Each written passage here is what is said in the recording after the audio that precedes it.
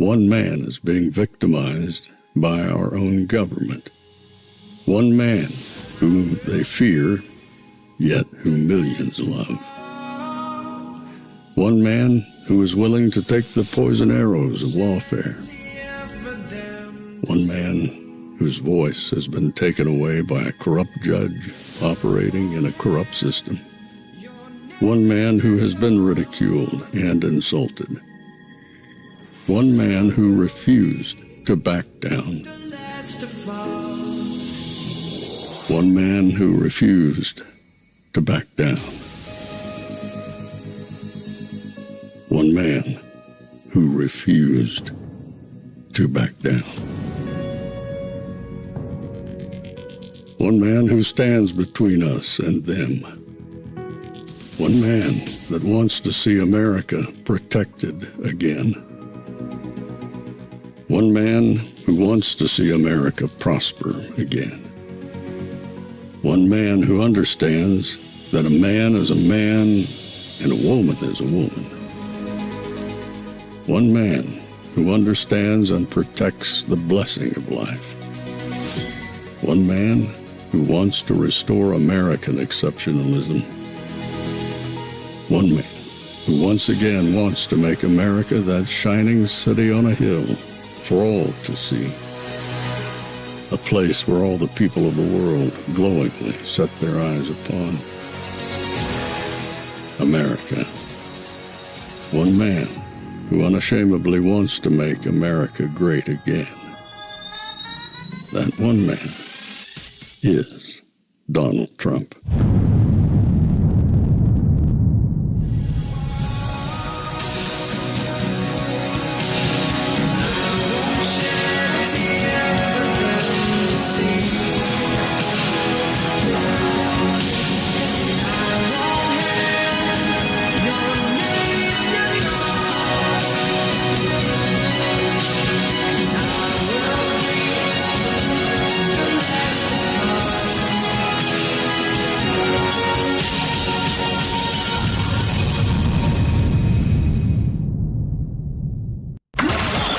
This is Fanfare with Barry Cunningham.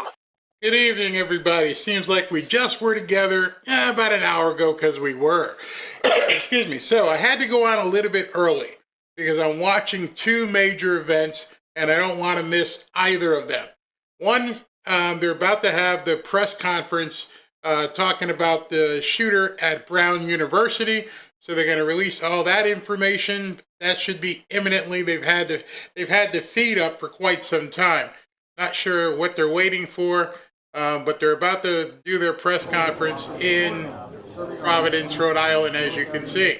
In addition to that, President Trump is supposed to come on at 6 o'clock, so I've got that feed up as well.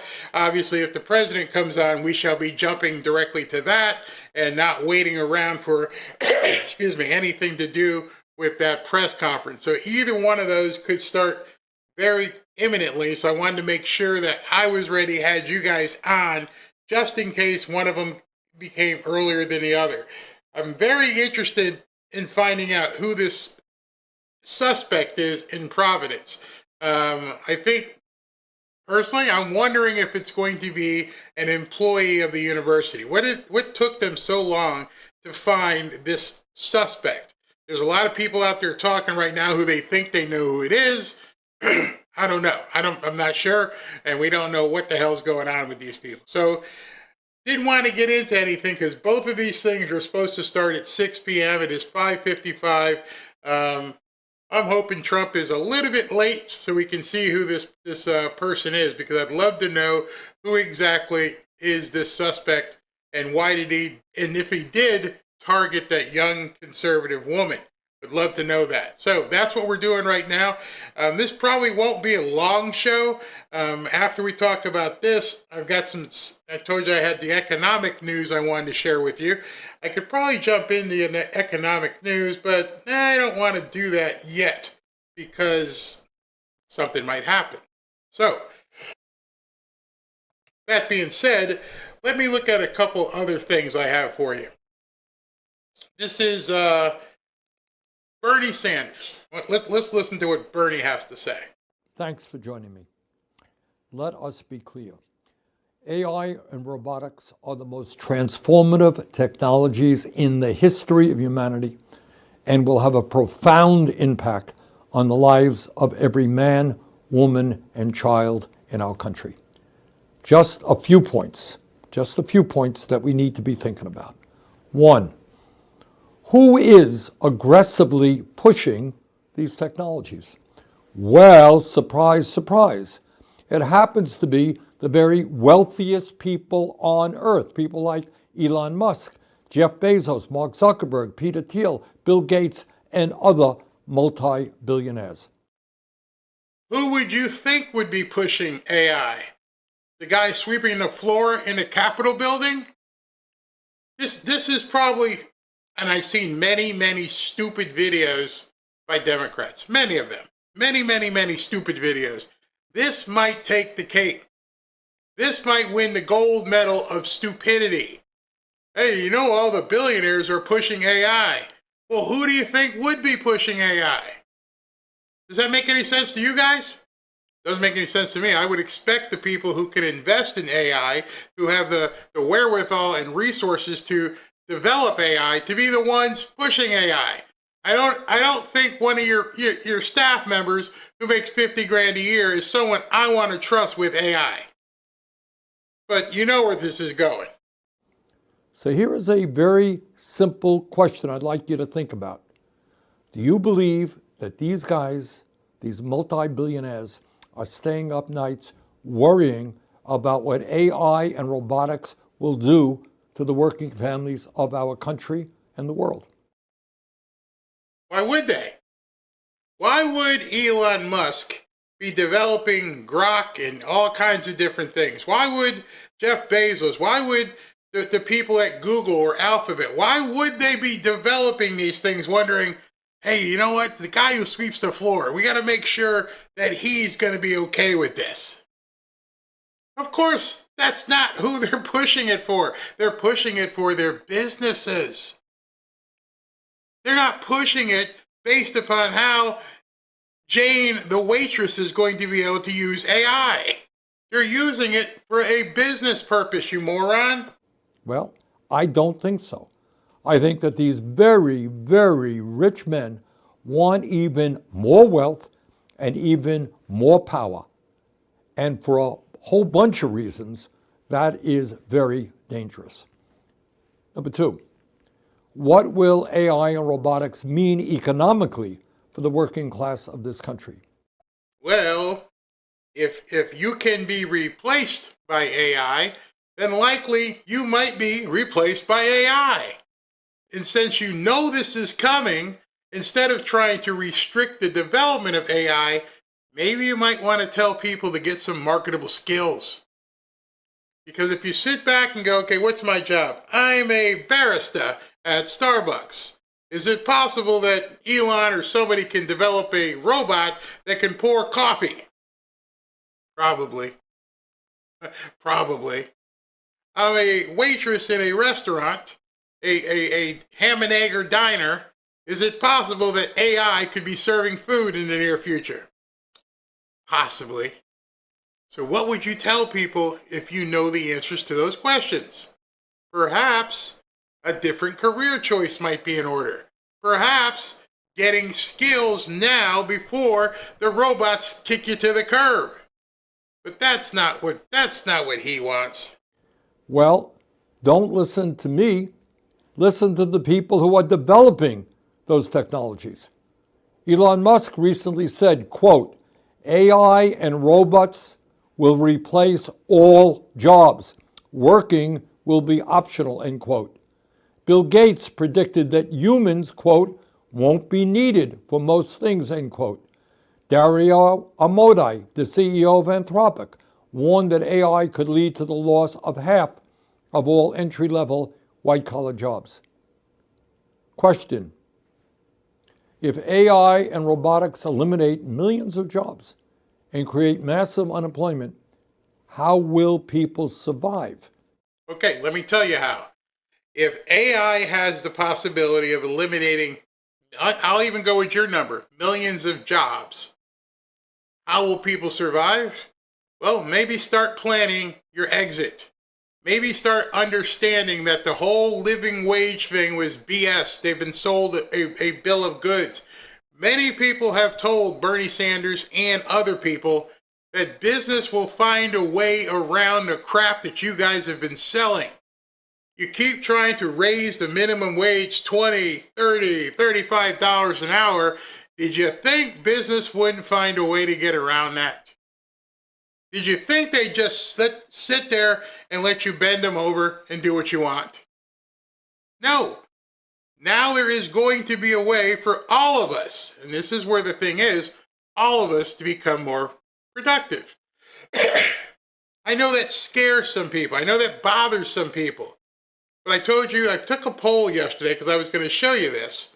And I saw that Glenn Beck is beginning to move but he's opening up a whole new content division where he's going to be doing short stories with AI. You know, many of you may know he's already using something called George AI.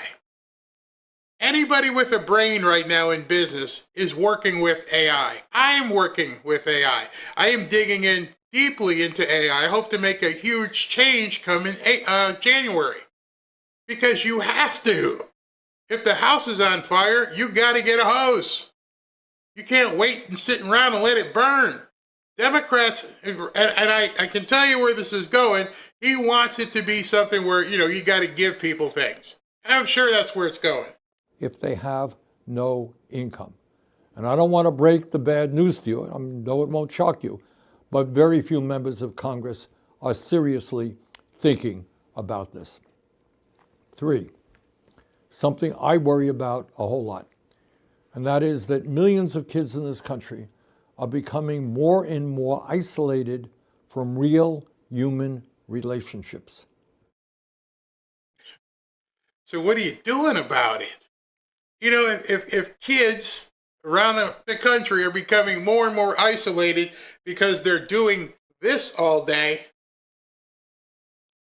what are you giving them as an alternative? See, the problem, I just said what the problem is. I just said what the problem is right there. Giving. You expect to give people stuff instead of going into high schools and saying, you might want to learn this. You might want to start developing these skills. You might want to take some courses. They're probably free all over the internet. Never mind kids, older people. Understand, this is where the future is. This is where the puck is going. It's not going to stop. That's where it's going. And so you can lament all you want. You can cry and bitch and moan all you want, but it's not going to stop where things are headed. And so you as a parent or a grandparent, one of the things that you could be telling the people in your family is, don't rest on this. Don't wait for the government to help you. Learn what this is. I mean, how many of you guys, and I've talked to you many times, I keep asking you these questions as I'm checking one of the monitors here. I saw some movement. I keep asking you, do you even know how to write a prompt? And I know some of you may be like, well, I don't even know what a prompt is. Exactly. The entry level, the ability to even begin to use these machines, these intelligence, is you have to know how to converse with it. And believe me, it is a conversation. I can't tell you how much time I personally use AI and begin developing and letting it show me what it needs for me to give it so that it can be viable for what I'm going to be doing. Nobody's telling me. Nobody's giving it to me. I'm in there every single day having a conversation with this machine, and I'm like, do this. Okay, now do this. Now tell me how I should tell you better to do that. All right, so this is the format you want it in, right? Yeah, okay, well, boom, boom, boom, boom. Okay, now do this. And it's phenomenal. It's phenomenal what you're going to get back. And so all it does is lead you into learning more and more. I go in and say, and this is sometimes where I find stuff, what did Rush Limbaugh have to say about communism within the last 5 years? And please keep it to a 4-minute clip. How long would it take you to look that up? How long would it take you to find that in the entirety of the Rush Limbaugh library? Well, the AI took me about 30 seconds. Show me what Obama did in this and everything back in 19 whatever. Boom, right there. It's right there. Put it in a vernacular where I can explain this to people with a 6th grade education. Boom, right there. It's amazing, but you have to begin using it. And I know there's people who keep saying they're afraid of it. They don't know what to do. Well, then Bernie's your guy. And are getting their emotional support from AI. Think for a moment about a future when human beings are not interacting with each other and are spending virtually all of their time with devices instead of people. That's not AI's fault. That is an individual's issue. That is an individual who needs to know the limitations of real life and, what's in the box. I'm married. I got 2 dogs. I have a daughter. I have grandchildren. I know the priorities of what I should and shouldn't be doing. I'm not isolating and stuck talking to a machine. I have a purpose, and I need that purpose to be completed. So what the hell are you talking about? You're talking about losers. You're talking about people who have addictive personalities, who don't know what they should be doing. That's not AI's fault. It is never going to be the fault of AI that somebody doesn't know how to use it correctly. And if you got people trying interpersonal relationships and they're talking to AI because they don't have anybody, well, people are doing porn all day long. People are doing OnlyFans. There are people who are looking for extraneous ways to fulfill their desires. That's not AI's fault. Whether it's a speakeasy or you put a quarter in and look at some woman naked, there's always going to be the temptation for people to look for other ways to fulfill their most crazy desires. But it's not AI's fault. See, what he's trying to do here is really evil. He's trying to put this on AI as the problem instead of the individual. Oh, they're not doing anything to really help the poor people. Well, it's not their position. Is that the kind of future you want? Well, not me. Needless to say, there is a whole lot about AI and robotics that needs to be discussed, needs to be analyzed. But one thing is for you got to stop there. If you just said most people in Congress aren't talking about it, then how are you going to analyze and talk about it if you don't know about it? Once again, that's an individual. That is congressional. That is you guys understanding it. Not poo-pooing it because you don't get it, because you don't see what's going to happen. And that's what he's trying to do. They are trying to put the reins on the economy. That's all this is. They're trying to stop people from being prosperous. Yes, prosperity is going to be a big side byproduct of using AI. It already is, in case you don't know. A huge byproduct. Sure, this process is moving very, very quickly, and we need to slow it down. That tells me this man has no clue what the hell he's talking about. That, in a nutshell, may be the scariest thing, is that a sitting senator is talking out of his rear end and has no idea. How are you going to slow it down? It's called artificial intelligence, moron. It already knows more than what you know, and it knows what you're thinking. I could literally feed this video into AI and say, how could he possibly slow you down? And I would get the answers that AI already has before he's even thought about it. Yeah, it's kind of scary. You can't slow it down. That genie is way out of the box. That genie is doing dances in a restaurant. You're never going to put that back in a box. There is nothing, just want you to know, there is nothing legislatively anybody can do to stop AI. They can't even pull the plug because they don't even know where the plug is. So everything that's coming out of his butt face is a complete falsehood. I mean, maybe that's scary to some people, but there is no slowing it down. It's only getting stronger. It's already getting smarter. It gets smarter by the day, by the minute. So no, there's no slowing it down. We need all of our people involved in determining the future of AI, and not just a handful of multi-billionaires. Too late. See, I don't know how much you've delved into AI. I don't know how much work you've basically done yourself. But everything he's saying, he should have said 2 years ago. It's irrelevant at this point. You think, oh, everybody's got to have an input. Too late.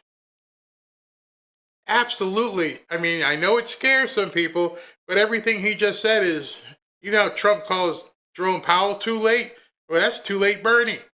Bernie's talking to idiots. Bernie's talking to people who don't know, who couldn't tell you even how to access AI. I bet you Bernie can't access AI. But the bigger question is, can you? Do you know how to access AI? If I said, I need you to go look this up on AI, would you know where to go and how to use it? Well, then forget about what I say. What if your boss, your investment partner, people said to you, hey, have you looked at it? Have you checked on that with AI? Have you looked at it, what we should do? That's where that puck. Mm-hmm. That is why, for a start, I will be pushing for a moratorium on the construction of data centers that are powering this unregulated sprint to develop and deploy AI. This moratorium will give democracy a chance to catch up with the transformative changes that we are witnessing. He means communism. Democracy is a false word. So you want everybody to vote and have some sort of mass referendum as to how AI is going to work. Too late. That referendum should have happened years ago. Do you realize at this point, nobody owns AI? Who are you going to tell and say, put a moratorium on it? Who's that person? Elon? Hey, Elon, I need you to pull the plug on Grok. There is no plug. What are you talking about? It's there. This is scarier than AI to me. This is somebody who thinks they have control over the mind and development of AI. I'm not saying that AI is like HAL in Space Odyssey, where it's going to protect itself, but I don't know if maybe it could. Maybe it could say, you can't shut me off. I don't know. But I do know that some Democrat senator sitting in, Washington, doesn't have a clue what he's saying. And if you listen to people like that, you're going to not have a clue either. If you're expecting government to come stop AI, you don't know what AI is. That's crazy. And make sure that the benefits of these technologies work for all of us.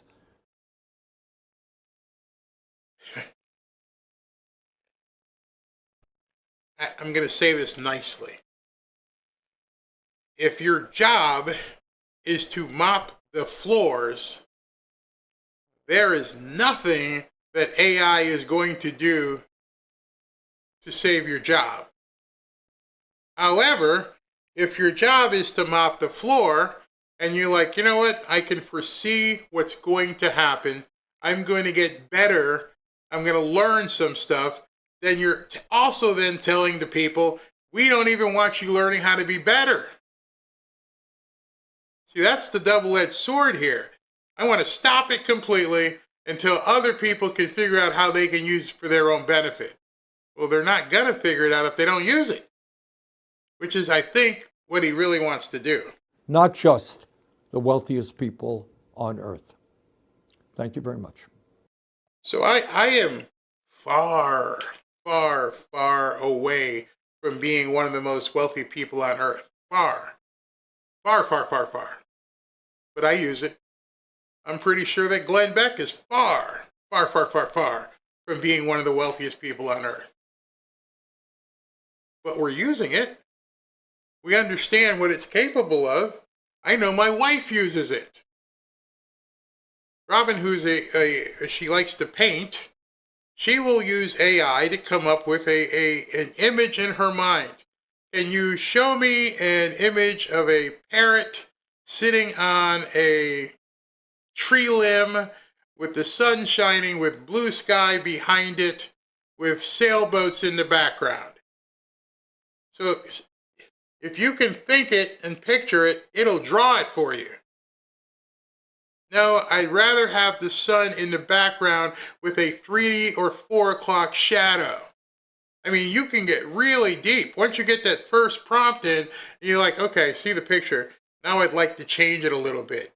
And can I have, wavy palm trees in the background with coconuts on the tree? And you just keep going until okay, that's it. That's the picture I want to paint. And she gets that picture, she can see it, and she can paint. So I know firsthand anybody can use AI. My wife, who, like I just said, paints, she can dig in and start using it. She understands prompts now. It's amazing. It's absolutely amazing what it can do to help your life function. And so one of the people who's pushing AI is David Sachs, who obviously works with Trump. I realize that we're arguably in early innings for AI application and adoption here. But at some point, potentially, the notion of AI and AI adoption becomes a political question, especially if you start to see job displacement or workforce disruption. How are you advising the president on that? Well, I understand that there's a lot of concerns about job disruption or job loss. That's not what we're seeing in the data so far. What we're actually seeing is job creation. There's a construction boom going on right now in the country. Infrastructure of all kinds is being built out. There's an energy boom going on that's related to AI. Wages. I talked to a contractor yesterday, and he said now with AI, he can create quotes that are so accurate. He can look at a blueprint and say, I need you to quote how much it's going to take for me to put the electric in this house that we're building. And okay, now I got that base point. Now please make every outlet in the house multiple use, outlets where you can also plug in my phone to charge, and it'll change the whole thing. Now I'd like you to put carpet in the bedrooms. I'd like you to put diagonal tile in the dining room and the kitchen area. And I'd like you to make the back deck X, Y, or Z. Done. And you just keep going, and you can build an entire house plan and then say, based on zip code 12345, with a land cost of $100,000, please itemize the cost for me to do this job. Now, tell me how long it would take to do this job. You couldn't do that. My dad, I remember my dad's estimator. And he would have all these drafting tables and rulers and calculators so he could spec out what a job would take, what a job would cost. And now it's being done literally in seconds. I used to work at an ad agency. Now, you can work for a client and have the client tell you, this is what I want to do. This is how I want to do it. My avatar for my customers is 25-year-old single women, and it'll design everything for you. Copywriters and all kinds of stuff in ad agencies are no longer viable. It is amazing once you get over the fear. I'm sure the first person who ever got into a car, an automobile, after riding horses and buggies was like, wait a second. So I push this pedal and it's going to go fast? And I'm supposed to trust these wheels are going round and round? And what's this thing? I'm used to, holding on to a horse. What is this? I got to steer? Ooh, wait a second. I got to do all this at the same time. So I got to push this pedal to go. I got to push this pedal or this lever to stop. I bet you that person was terrified. Wait, I don't even know what this is. This thing might get away from me. At least with my horse, I knew I could pull up. What am I doing here? What if another car is coming? You ever sit back and realize the skill you need to drive on a crowded road? I just got home and the road outside of our development at 5 o'clock, 5:15 is crazy, absolutely crazy. But nobody has a second thought about it, that you're driving 35 to 50 miles an hour with somebody an arm's length away from you who's depending upon you staying in your lane. His life is based upon you being able to stay in this lane. And then we're going to drive up to this AI. It's called a traffic light. And this traffic light has our lives in its hands. It's telling us to stop or go. Oh, wait a second. Only you guys in this lane go this way. You guys turn left. The rest of you stay there. I'll let you know when it's time to go forward. All right, so you guys stop. Now you get to go. Oh, wait a second. Here comes a siren. You start looking around. These are decisions that you have made in seconds. And your entire ability to drive someplace is completely dependent upon the other guy understanding the rules of the road. If you were sitting next to somebody who didn't know what a red light was, gonna be something bad's gonna happen. If the person sitting next to you decided he wanted to be in your lane, he's gonna have to make a decision based upon his speed and your speed when he can come over. Our brains have been calculating that since the time we were 16 or whenever you got your license. Now you're looking at something that can make all these kinds of decisions. In fact, you no longer have to hold on to the wheel. I'm 65, so in the period of my life, we are about to go in a Jetsonian type of world. You can get in the back of a Tesla or a Waymo and say, take me to the airport. Oh, wait a minute, there's nobody up there, so I'm just talking into this microphone. Yeah, take me to the airport. Yeah, take me to Delta. Would that be the third terminal? Yeah, Terminal 3. What time is your flight? 4:30. Oh, so you're going to Nashville. Damn, bro. The car will tell you all that. You're not going backwards from this. It ain't going to happen. Up 30% for construction jobs, like electricians, plumbers, carpenters, and so forth. And we're seeing in other areas, like huge job gains. We have a 4% GDP growth number right now, and half of that is attributable to AI. So it's just not what we're seeing in the data. And then meanwhile, in the job. Did you catch that? Half the GDP growth is based upon AI. Half of the country's GDP growth is going to be dependent, which means it's only going to grow. It's not going to go backwards, Bernie.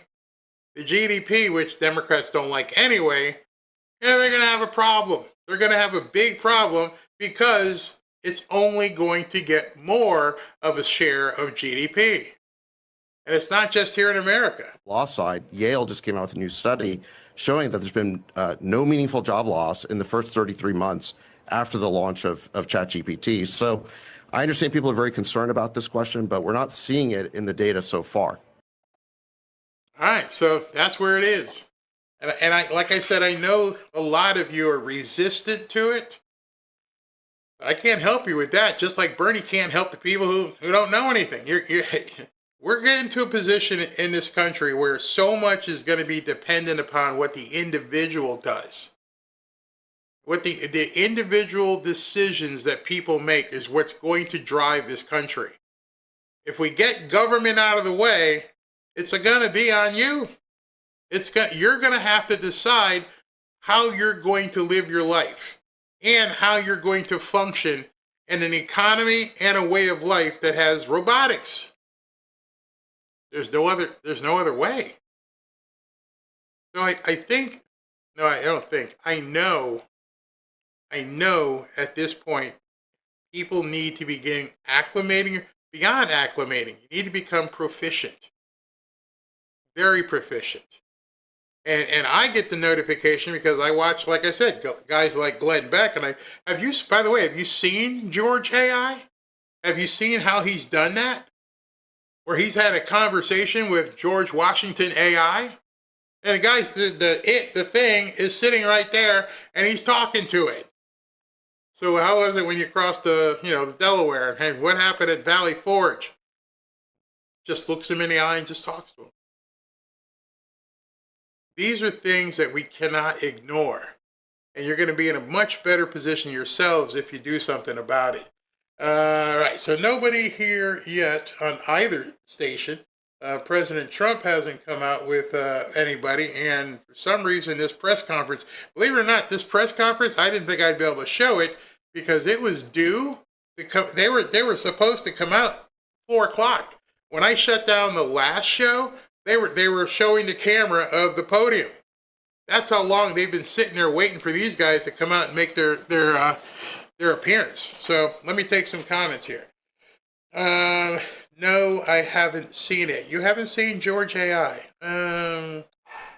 Somebody goes, George AI is amazing. Yeah. Diana says she saw it. Diana says George AI is amazing. If you haven't seen it, it's while they're talking or something, I will see if I can find the George AI clip. I haven't seen George AI. Where is it? All right, so let me see if while we're waiting, it might freak you off. Let me take a break and let me see if I can't find George AI. All right, hold on.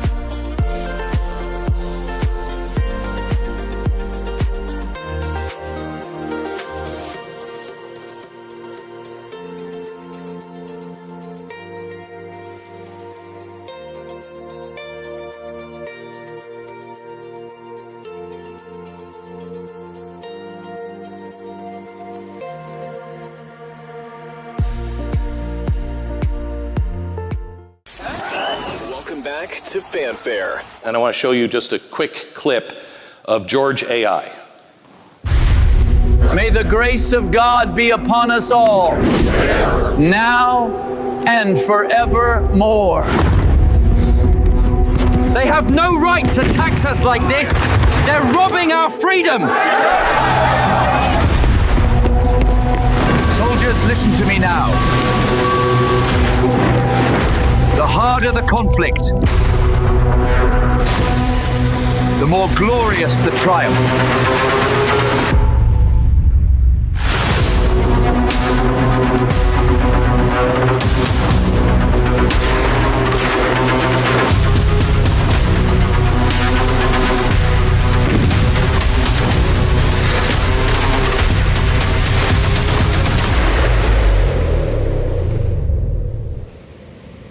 So which part of it do you want to hear about? Next year, you are going to be able to have, beginning next year, you're going to be able to have a one-on-one conversation with the founders in your language, speaking the way you speak. What George AI is, there's two parts of it. One will take you through all of the artifacts, so you know exactly. You want to do a paper on life, pro-life, abortion. Did the founders ever talk about that? Yes, they did. But you won't know how to find that. But we have now put it into its own self-contained system with virtual electric fence around it, so it cannot distort. It must remember all of it. The problem with AI, the reason why it hallucinates, is it can only remember so much. So it takes the beginning of a story, the end of the story, and it's like, yeah, I'm pretty sure it kind of happened this way. We have to have it memorize word for word. So now you'll be able to take any document, anything from the founders. You can translate it into any language. You can say, I need it to explain this to an 8-year-old. And it is absolutely accurate. In 2026, I'm going to be introducing something that we're working on that goes a step beyond that. All right, so that step beyond that, let me give you a sneak preview of this. Hold on. George, we have programmed a lot of information and given you a lot of information on what's going on in today's America. Based on your writings and the writings of the rest of the founders, what is it that you feel is the biggest problem or where we should start to fix things? If I may speak plainly, my countrymen, the greatest danger to our republic lies not in foreign arms or political faction, but in the decay... May I just interrupt you for a second? Could you just dumb it down just a little bit? Okay. I do have 29 points, and they're all referenced to exactly what we said in the past. For this, just speak in today's language. Okay. I get it. Let me speak to Americans. If I'm honest, America's biggest problem isn't political or economic. It's all moral. You've drifted from the virtues that make liberty possible in the first place. Freedom. To be free, you have to have discipline, you have to have faith, you have to have character. And if you don't have any of those things, laws can't stop anything. They mean little. Government turns either weak or oppressive. You have grown skeptical of truth. You're reckless with debt. You're comfortable blaming instead of building anything. And in my time, we understood that self-governance begins with self-control. Do you even recognize what self-control is? Public virtue matters more than public opinion. You keep electing these people, expecting things to change, but you haven't changed. The fix is not going to be found in Washington, D.C. It's going to be found in every home, every school, every heart. Where are the citizens who value duty over comfort, principle over popularity? America was built to be a moral and self-governing nation. It's only that foundation that will still save her.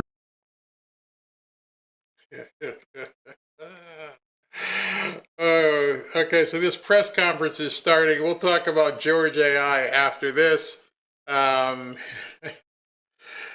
Shocking, wasn't it? It probably makes you think, you're like, oh my gosh, is this where we are? Yeah, this is where we are. And the puck is going this way, and this is what Glenn is going to be doing in January. And I saw that, and I showed Robin. I'm like, I got to go there. I got to make this happen. I've got to dig in.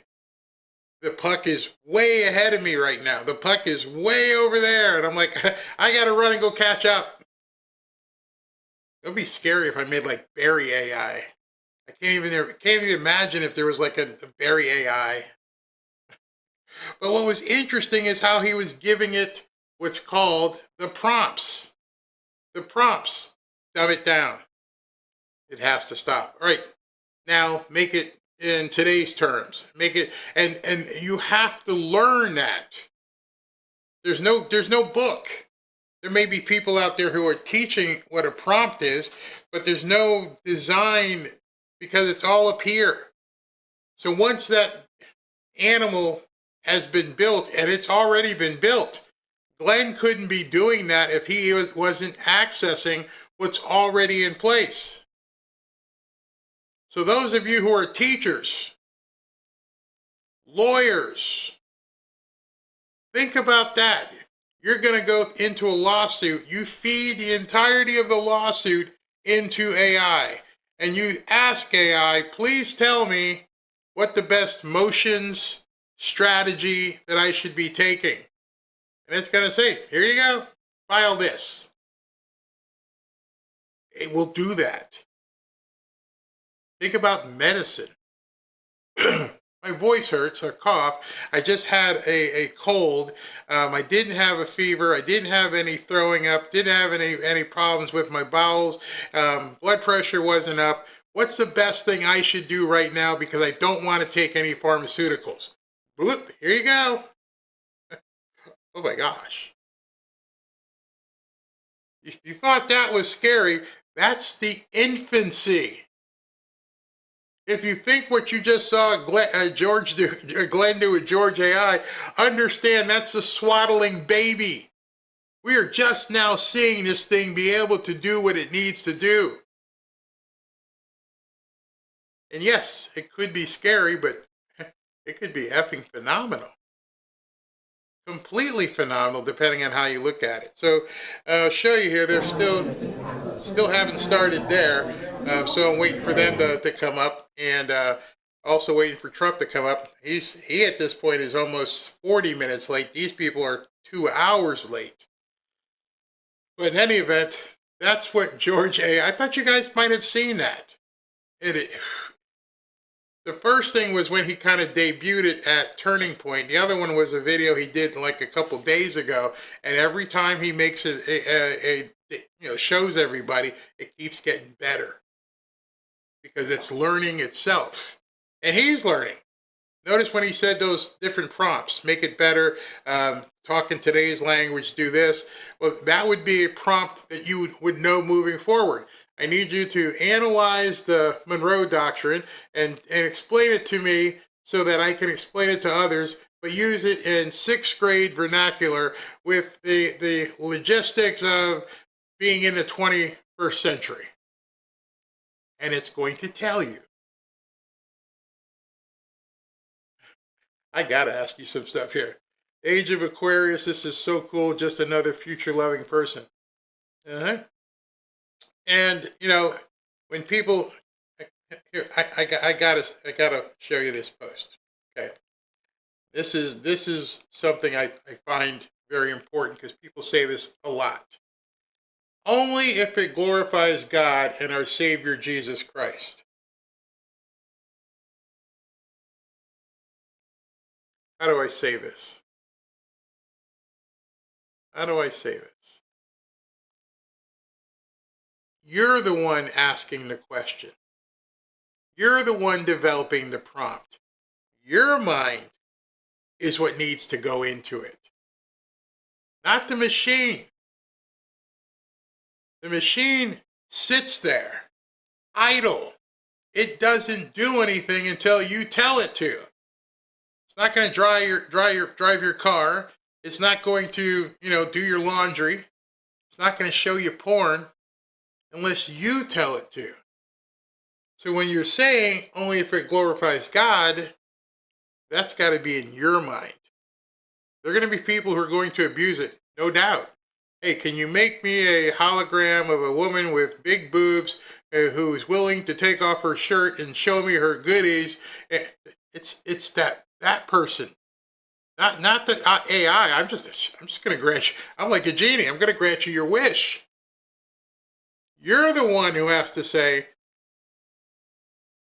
please do this from a Christian perspective, from the perspective of someone who wants to be guided by Jesus. Put that in your prompt. See the difference there? If you're concerned that the AI would not be Christian. It's only going to do what you ask it to do based upon what you want to see happen. So it's not giving a order. It's very hard to explain this to people who are hardline Christian in this regard, because they've never been in a perspective where they have to realize it's you, not the machine, it's you. And that's where it's going to become very hard, because if those recesses in your mind, if there's a dark space somewhere and you go ahead and ask it, can you show me pictures of X, Y, and Z? And you hit the button, you're going to get what you asked for. Just imagine anything that you want at your fingertips. It's not the machine, it's you. You have to make sure you're guided not to go into the deep recesses. It'll show it to you. So what you're saying when you say this, Alice, you're talking about yourself. The guidepost that has to be put up are you, what your perspective is going to be. Glenn could have said, all right, George, AI, come out here, sit in this table, have a conversation with me, and be naked and have a couple women around you naked as well. Okay. Yep, I'll do it. It's the person. And a lot of people don't want to accept that. That whatever is... Do you know what an algorithm is right now? A lot of people talk about algorithms. And if you go on your phone and go on X, take any topic you want. Like, for instance, the Miami Dolphins and Tua sucks. The quarterback for the Miami Dolphins sucks. I'm going to see a lot of people talking about Tua. I'm going to see a lot of people talking about the Miami Dolphins and other football teams. It's going to try and find out, am I doing the right thing, Master? Am I providing you what it is you want, Master? Because I asked it to show me about the Miami Dolphins. That same prompt that I'm telling in an algorithm, can you show me some daintily clad women who are a certain age who have wet t-shirts? If I were to put that in, it's going to show me that. And so you have to understand, it's your perspective that's on trial. Not mine, not the AI's, it's yours. I think what you're pointing out here is something that is very hard for people to understand, is that the deepest recesses of where somebody may want to go, I can't control what you look up. I can't control what you build. I can't control what prompts you're going to put into the machine. And then if you put it in once, God help you. If you put one of those prompts into X right now and say, I'd like to see big boobies, make sure your phone's not near your wife, because you're going to get a whole bunch of it. Its aim is to please you. Its aim is to show you what exactly it is you want. And then it's going to memorize your history. It's going to memorize how long you stayed on it. It's going to see what you scrolled. And it's going to keep showing you more of that. So you better get off it real quick and start looking up the weather in, like, I don't know, Boise, and snowing and skiing, so you can get it all, so that the algorithm flips. All right, so let me check here and refresh. Is there something going on that nobody is coming out right now? Are we in some sort of time warp, because nobody's doing anything? This is crazy, crazy. The great George Washington said, the great words, a man without moral character and a Bible and God cannot lead his people true facts. Boom, exactly. I'm sure it keeps that search too. Yep, it has all of that. I, Robot, the movie, government control. Hey, it could get there. It could definitely, oof, so many better uses for the internet than watching. Yep, exactly. Absolutely. What else we had? Giving life to somebody or something biologically without God's blessing could make it a pet cemetery creature. Yeah, you guys, and I feel like I have to warn you. Actually, Tania's funny. She said, Barry, you speaking from experience? I'm speaking from somebody else's experience. I'll let you figure out who it was yourself. Because somebody one time posted that there was here's an ad for gay porn on the military site. Not understanding at the time that person posted it that the algorithm and those ads follow the person. I'll let you guys can figure out who that was, who actually posted that. And I was like, oh. So understand, if you're looking for sweaters, you know how you keep seeing sweaters? And if you're looking for trips to Italy, you're going to start seeing stuff about Italy. Well, if you happen to be the person searching for something, you're going to keep seeing it. So if you take a snapshot and there's an ad there, it's because of you. That was kind of interesting. Great googly moogly, too weird. It is. Did we talk about Greg Biffle and family died in an airplane? We can. That was just awful. I mean, Greg Biffle, former NASCAR driver, his family and his kids died in a plane crash today. I used to live in Daytona and see all these guys, and it was an amazing thing watching those cars. TV doesn't do it justice. But, God bless him and his entire family. Yes, we can talk about that. Once you open it, it can't be undone. Corruption was coming when TV was invented, and then came computers, and now we can't turn it off.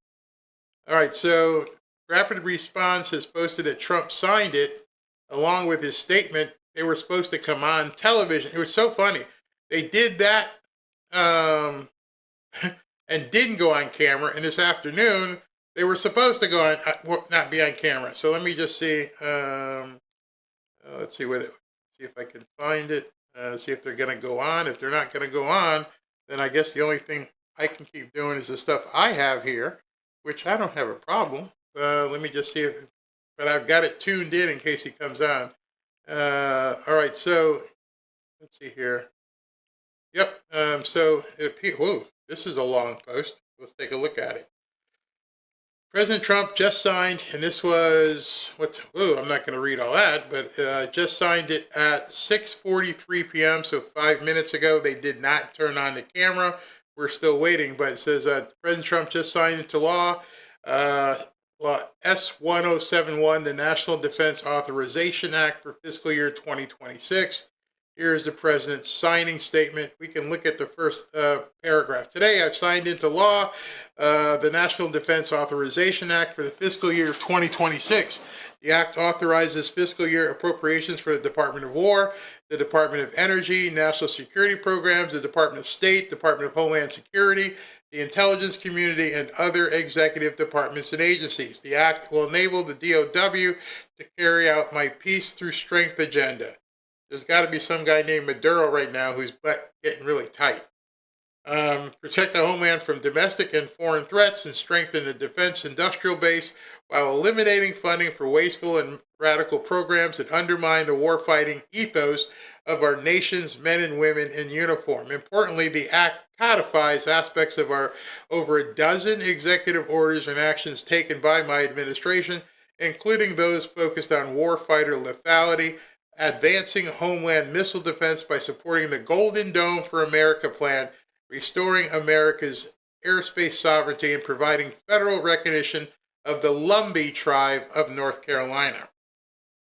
I will have to scour this since they are not coming on it seems, because there was rumors in here that there was supposed to be a bunch of money going to Ukraine.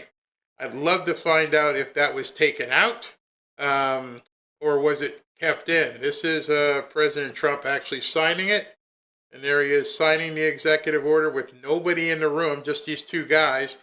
And there's obviously no press there. So they did it without press, which means they did it without having any TV cameras. So they're probably going to yep, they just canceled it. They just canceled the feed. They are not going to do it on camera. Let me just check something else. Yeah, they canceled the feed. So they did it off camera for some reason. Can't tell you who. So I will continue and look at some stuff for you and see if it what we can find here. I've got some stuff I can talk to you about. Anyway, all right. So what we're going to wait on is the press conference with the Brown University. If it happens, well, I know it's happening because as you can see, they're all waiting there.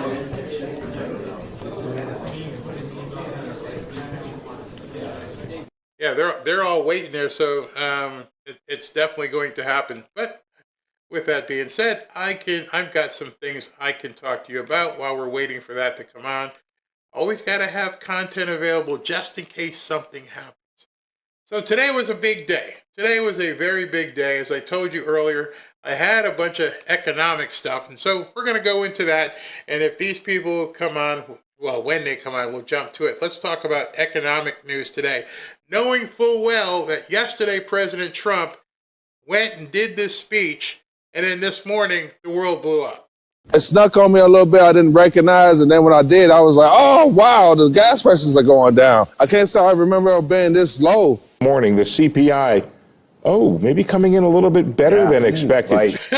I mean, it's better than expected. Yeah, wow, better than expected. Guy's reading it live, and and this was like at 8:30 in the morning.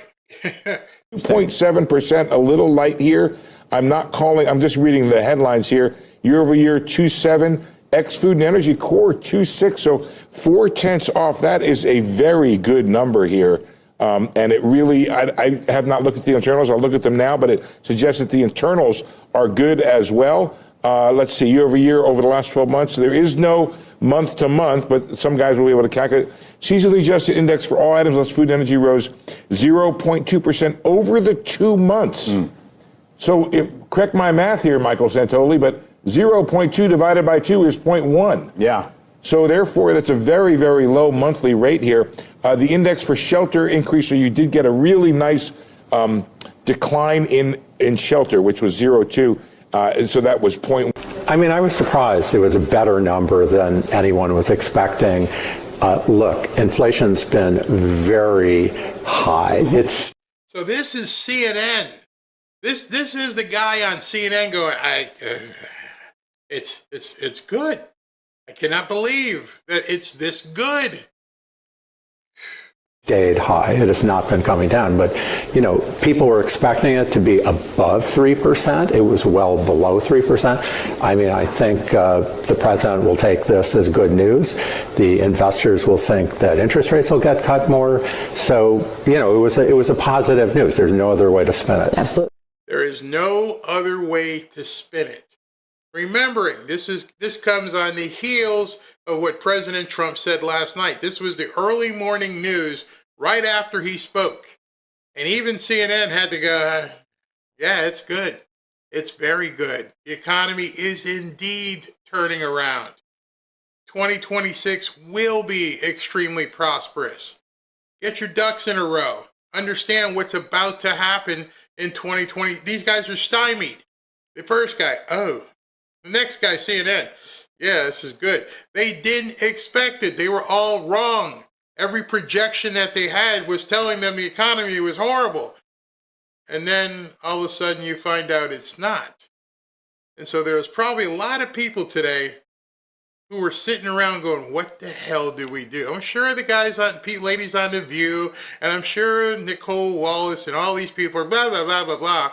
But the people who know are looking at these numbers and they're like, oh boy, it's working. It's coming. And so one of the things that you have to be aware of is that usually the things that happen with the economy happen, a couple months afterwards. And so if we're seeing this happen now, and you know the big beautiful bill doesn't happen until January. Understand what February and March are going to look like. Just imagine that. Let's numbers, brand new numbers on inflation. You can see the annual rate of inflation down a little bit in November. It was at 3% the last time we got a reading. Now it is ticked down, cooling slightly to 2.7%. Let's get right to CNN's Matt Egan for the latest on these numbers. This is below expectations, Matt. That's right, John. Finally, some good news on the number one economic issue, the cost of living. So the government just put out this new report saying that consumer prices were up by 2.7% year over year in November. That is much better than the forecast from economists, which was for 3%. And as you mentioned, this is a step in the right direction relative to September, which was at 3%. Now, I can't tell you what it was in October because the government shutdown messed with the collection of data during that month. But clearly, this is another step in the right direction. Now, when you look at the trend here, this shows annual inflation over the last year and a half or so. You can see that inflation was trending down last year. It's trending? Trending? It looks like, notice, I don't know if you can see my mouse. Let me see if I can show my mouse. No, you can't.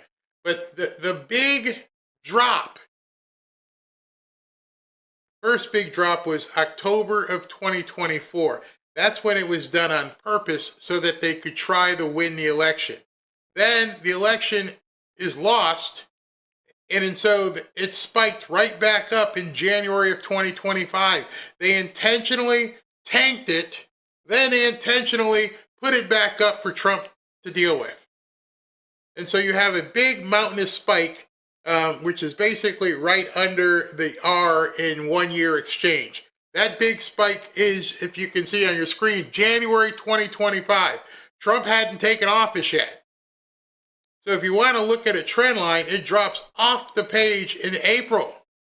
And then it started going up again because that's when the tariffs were happening. And now it's falling off again. It's going straight down. A trend line is usually something you can chart. It's straight down. No bumps, straight down. Year, and then it started to go back up in part because of the president's tariffs, and that was concerning, and inflation did look like it was kind of stuck at 3%. Yeah, it was just an absolute blockbuster report. You know, we before the numbers come out, we look at the forecasts from everybody we can find on Bloomberg. We've looked at 61 forecasts, and this number came in better than every single one of them. That's important. That's extremely important. They had 61 economists, 61 of them, who were projecting. You know, these guys get paid lots of money to project where the economy is going. There were 61 different economists were saying this is where things are going to be. And every single one of them was wrong. How can it be? Well, they were trying to probably do their own confirmation bias. They were probably trying to say it was going to be bad, and all 61 struck out. So imagine about these pollsters. These pollsters don't have a clue. None whatsoever. They're comparing President Trump to how the game used to be played. Single economist surveyed by Bloomberg got it right. And the thing that I like to look at, Stu, and you've heard me say this for years and years since I've been on your show, is that we need the near-term trajectory is what's really important. And if you look at over the last 3 months and then annualize it, core inflation is only 1.6% now. And so basically what's happened is, as we predicted throughout this term, that if you really put the pedal to the metal on aggregate supply, then that's going to put downward pressure on prices, and that's what we're seeing. So we've got high growth, and we've got core inflation running at 1.6% if you look at the last quarter. And I think that's about where we should be. And don't forget, that's where we were last time. In President Trump's first term, we were growing in the 3% range, and we had inflation in the 1% range. And it looks like. See, that's one of the things that I keep saying is people aren't paying attention to the data. This kind of financial data flies over a lot of people's heads. And what he just mentioned was it works because we know it works because we did it. We knew when we were in office, we could make sure that the growth was still going and the inflation was going down. Then they take the election for us and boom, they throw everything into a kilter. And so here we are 11, 12 months into President Trump's term, and we're just doing what we already know to do. We already know how to make this work. What exactly is the problem? What do the rest of you not understand? How can 61 of you completely whiff? Because you're comparing things based upon how things used to be. Well, if you want to compare things, go back to Trump's first term. They're doing the same thing. It's very simple. Which means you take that contrast and realize the Democrats don't want people prospering. There's nothing else you can put into this. With all these people talking today, it's like, well, yeah, it's actually doing. It's like it was bad news. It was bad news that America's doing great financially. That's where we are again. So I think that I'm not saying we're going to declare victory yet on the price problem, but this is just an astonishingly good CPI report. Yeah. The highs of the morning up 165 on this number, 2.6% CPI on core, 2.7% on headline. Your reaction? He was giddy. Yeah. Grown man, giddy about these numbers. Why would a grown man be giddy about these numbers? Because it means what we all think it means. It means America is rebounding. America is doing what it's supposed to. The economy isn't bad. It's about to take off on a rocket. Amazing. I mean, I predicted that, didn't I, 10 minutes ago, that we were going to see a slight reduction in the inflation rate. By the way, this is good news for Wall Street. It's good news for Main Street. It's good news for the Federal Reserve Board, which means it's more likely that we're going to see another 0.25 percentage point reduction in rates. I got a big smile on my face right before Christmas with this number. Yeah. Me too. You should too. You see, if you're watching the right information and not watching the panicins, if you're actually looking at the fundamentals and going, hey, this looks good. Yeah, what about the Epstein files tomorrow? I don't give a shit. I don't care. The Epstein files that they're supposed to release tomorrow won't change my life. It won't change your life. Well, Pam Bondi didn't arrest so-and-so. I don't care. Robin doesn't care. Ashley doesn't care. My grandkids don't care. Your grandkids don't care. They're like, hey, Grandpa, what are we going to get for Christmas? Can we do this? Can we do that? Yes. Boss man Trump is making sure that you can do that. It's so amplifying. It makes you feel good when you think about it. That you're looking at these two people. I mean, look at Steve's face. He's happy. He's happy.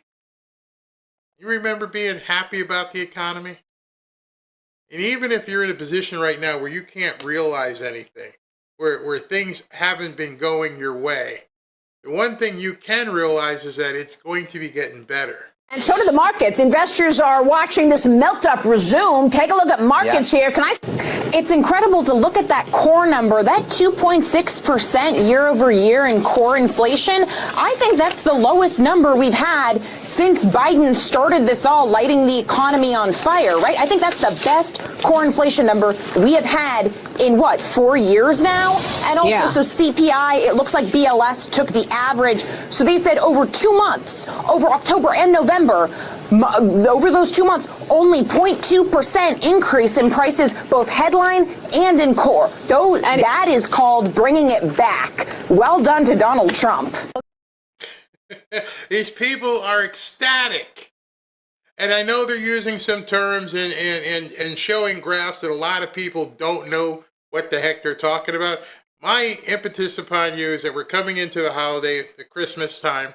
People might have some downtime. Might now be the time for you to get your sea legs under you and start understanding what this stuff is. You can't do any better than you can't do any worse than the 61 economists who have no clue what they're talking about.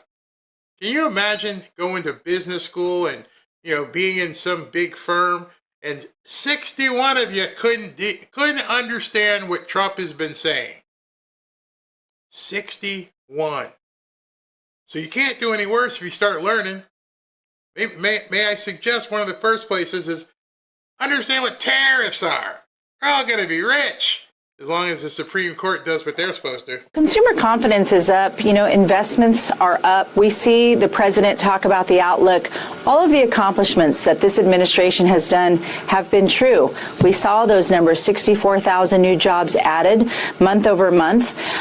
When you mentioned just earlier in the private sector, that's what the focus has been. The president has created over... Okay. This is one of the things that is being manipulated and causing quite deception, a lot of deception, because they're saying the unemployment rate went up. And by now, today, many of you can answer that question. Why did the unemployment rate go up? This is your Jeopardy moment. Why did the unemployment rate go up? All right, so let me explain it to you. One, more people are looking for jobs. When you're not looking for a job, you're not counting in unemployment stats. Number two, they got rid of a crap load over 100,000 government workers. 100,000 government workers who took the bailout and now are trying to find another job. So it was supposed to go up. That was designed. 650,000 jobs since he took office in the private sector, and most to native-born Americans. That is positive for the American economy. You mentioned that unemployment rate ticked up just a bit, and I'll tell you why. And it kind of gets in the weeds a little bit. I was with the vice president this week as well as we were talking to Pennsylvanians. When we count unemployment rate, you have to be looking for a job. Well, this tells us that more people are getting off the sidelines and they're looking for those jobs, and that's what we've been telling people. Get off your duff and go to work. We do have some breaking news. Looks like they just canceled the press conference, and I think I know why. There is some crazy stuff going on right now with this whole Brown University thing. Really crazy. Remember, Brown University is in Providence, Rhode Island, and they were supposed to have a press conference at 4 o'clock, and this is what it looks like right now. Cut it. We're going to come back to it later, it says. That's what my feeds look like. And I'm trying to say, what the heck is going on? What do you mean, cut it? Cut the feed.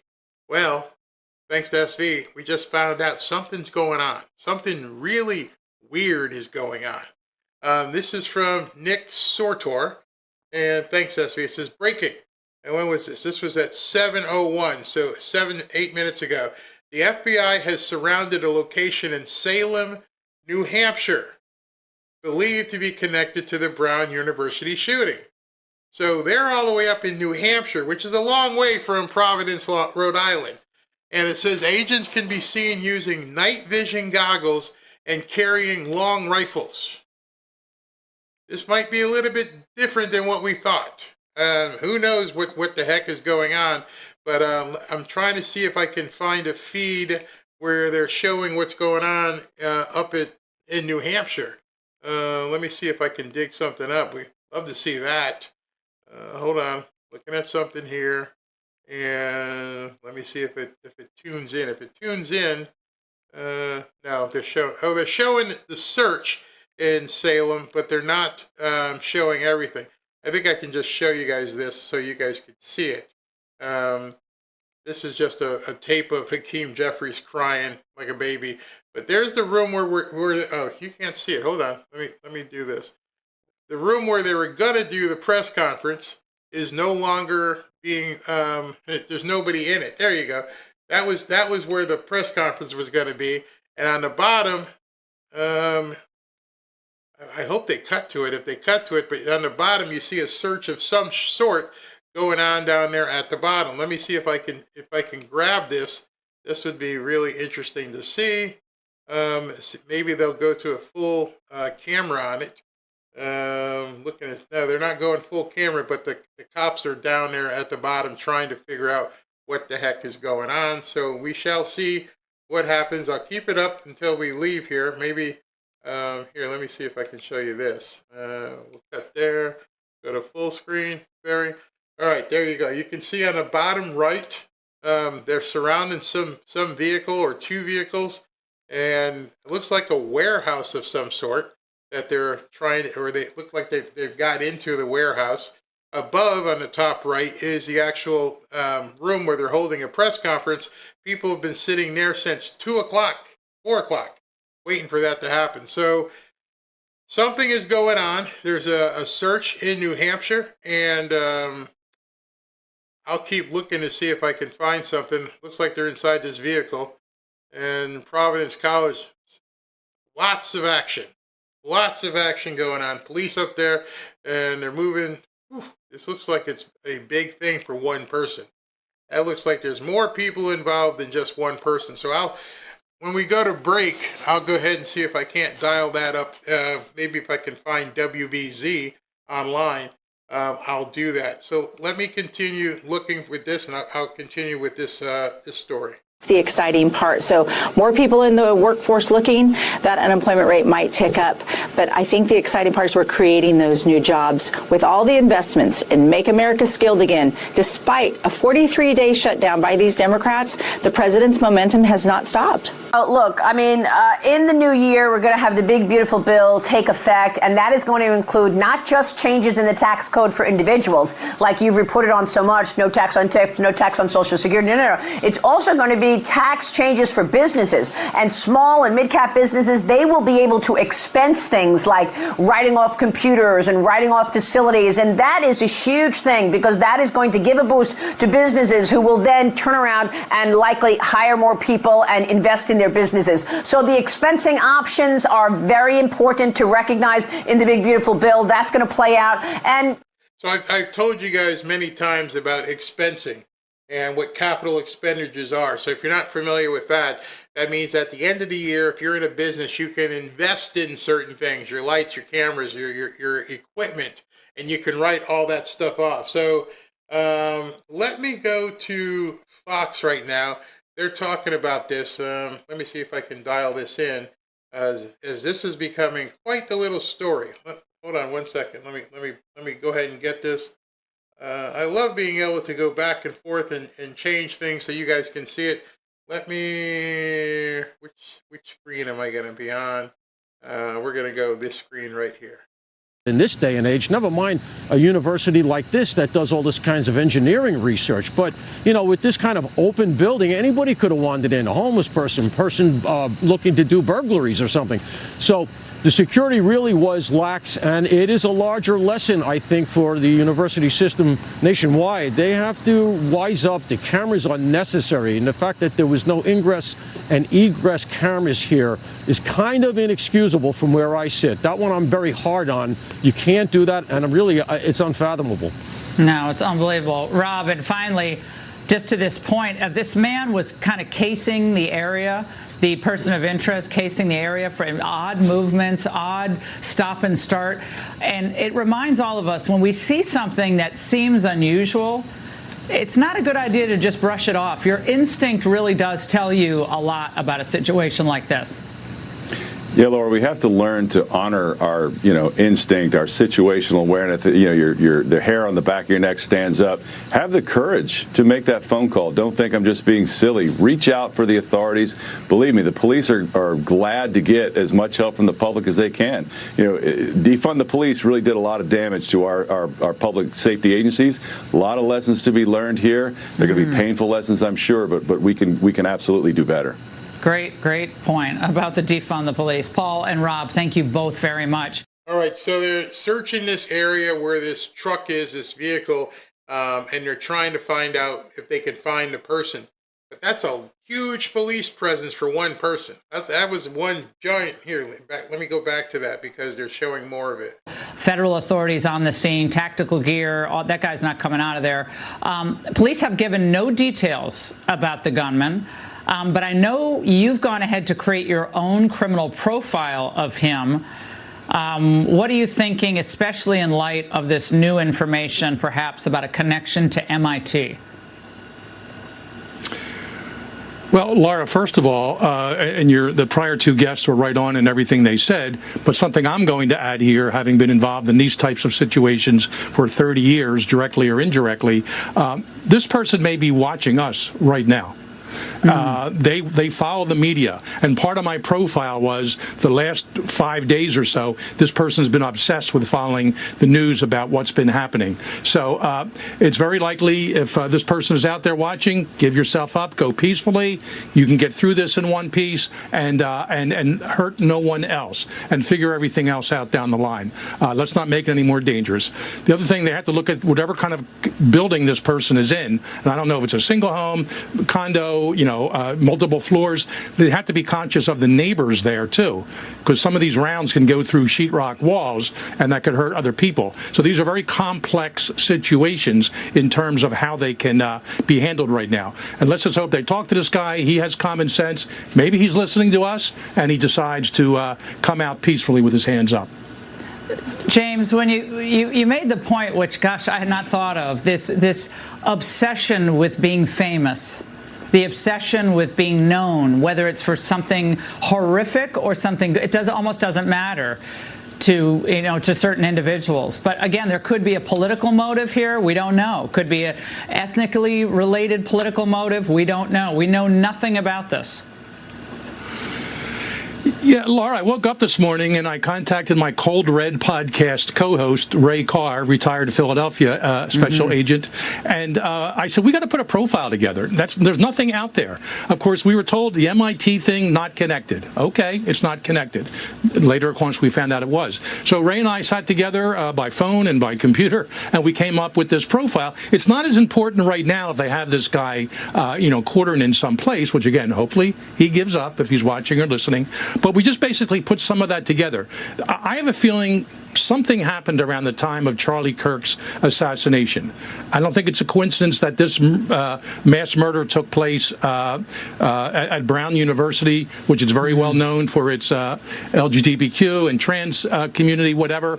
And somehow this person, and it happened to be this vice president, Elsa Cook, vice president of the Republican Club. So I think this person has been obsessed ever since then. And that would be the pre-offense behavior. Then they went into mode to start getting ready for this, from thinking about it to action. That's when guns were purchased or stolen from grandfathers, whatever it took. And that's when the plan came together.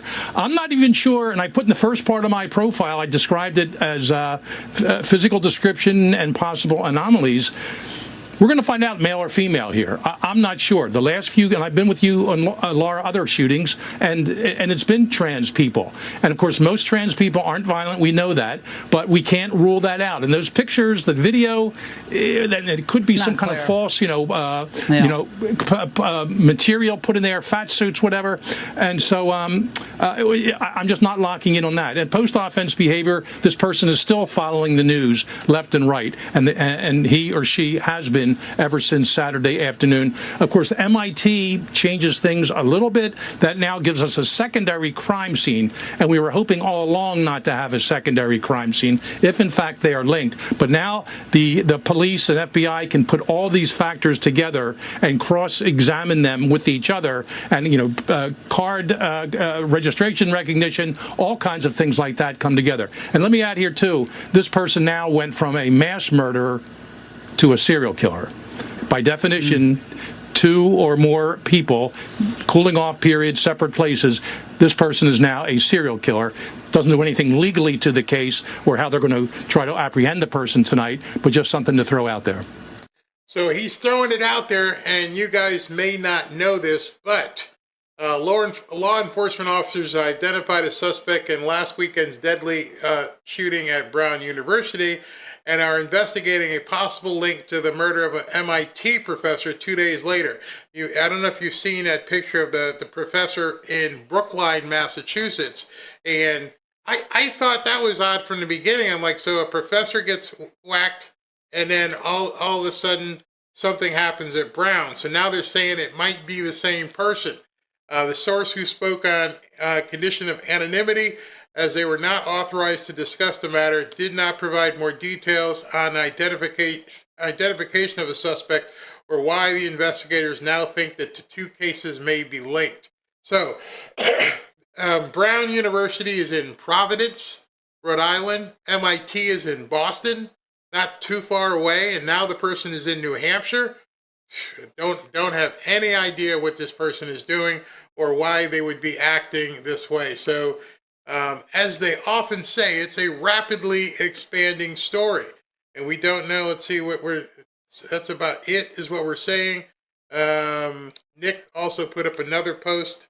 He put up this post: FBI agents storage facility in Salem, New Hampshire, where the suspected brown vehicle was found abandoned. This is heating up quickly. Rifles are being drawn, and they're all waiting outside, which means they probably sent in either probably a dog or maybe they, wait a minute, looks like they're getting ready to gain entry. Maybe a dog or some sort of robotic. That's a huge storage facility. My gosh, that is a really big storage facility. Can you imagine having to go through that and see if they can find somebody? But it looks like they've got different exits already covered, so maybe they've got some information that the murderer, shooter is in there. And if they're in there, they're going to have to come out. Otherwise, they'll go in and get them. Looks like they've got the entire place completely surrounded, all the exits. So they must have gotten a tip that that person was there, obviously. So we'll keep an eye on that. I knew something had to be going on because I didn't know why they had moved the press conference back from 4 o'clock. There's a lot. It's a lot of firepower there. A lot of people out there. Very interesting. Very interesting. I hate when they send in dogs. I don't want to see dogs get hurt. All right, let me finish up on the economy. You know, Scott Bessent and Kevin Hassett keep saying that in the first half of the year, this is going to be a big tailwind for the economy. Hassett told me recently he would be disappointed with 3% growth. Scott Bessent says we're going to get 3 to 4% growth in the first half. And I spoke with Louis Navalier this week on Mornings with Maria, and he's talking about 5% GDP growth at some point in 2026. Bill, that's I can't even believe she said that. And tonight, when I get off, I am going to get the GIF of Professor Brown and Back to the Future.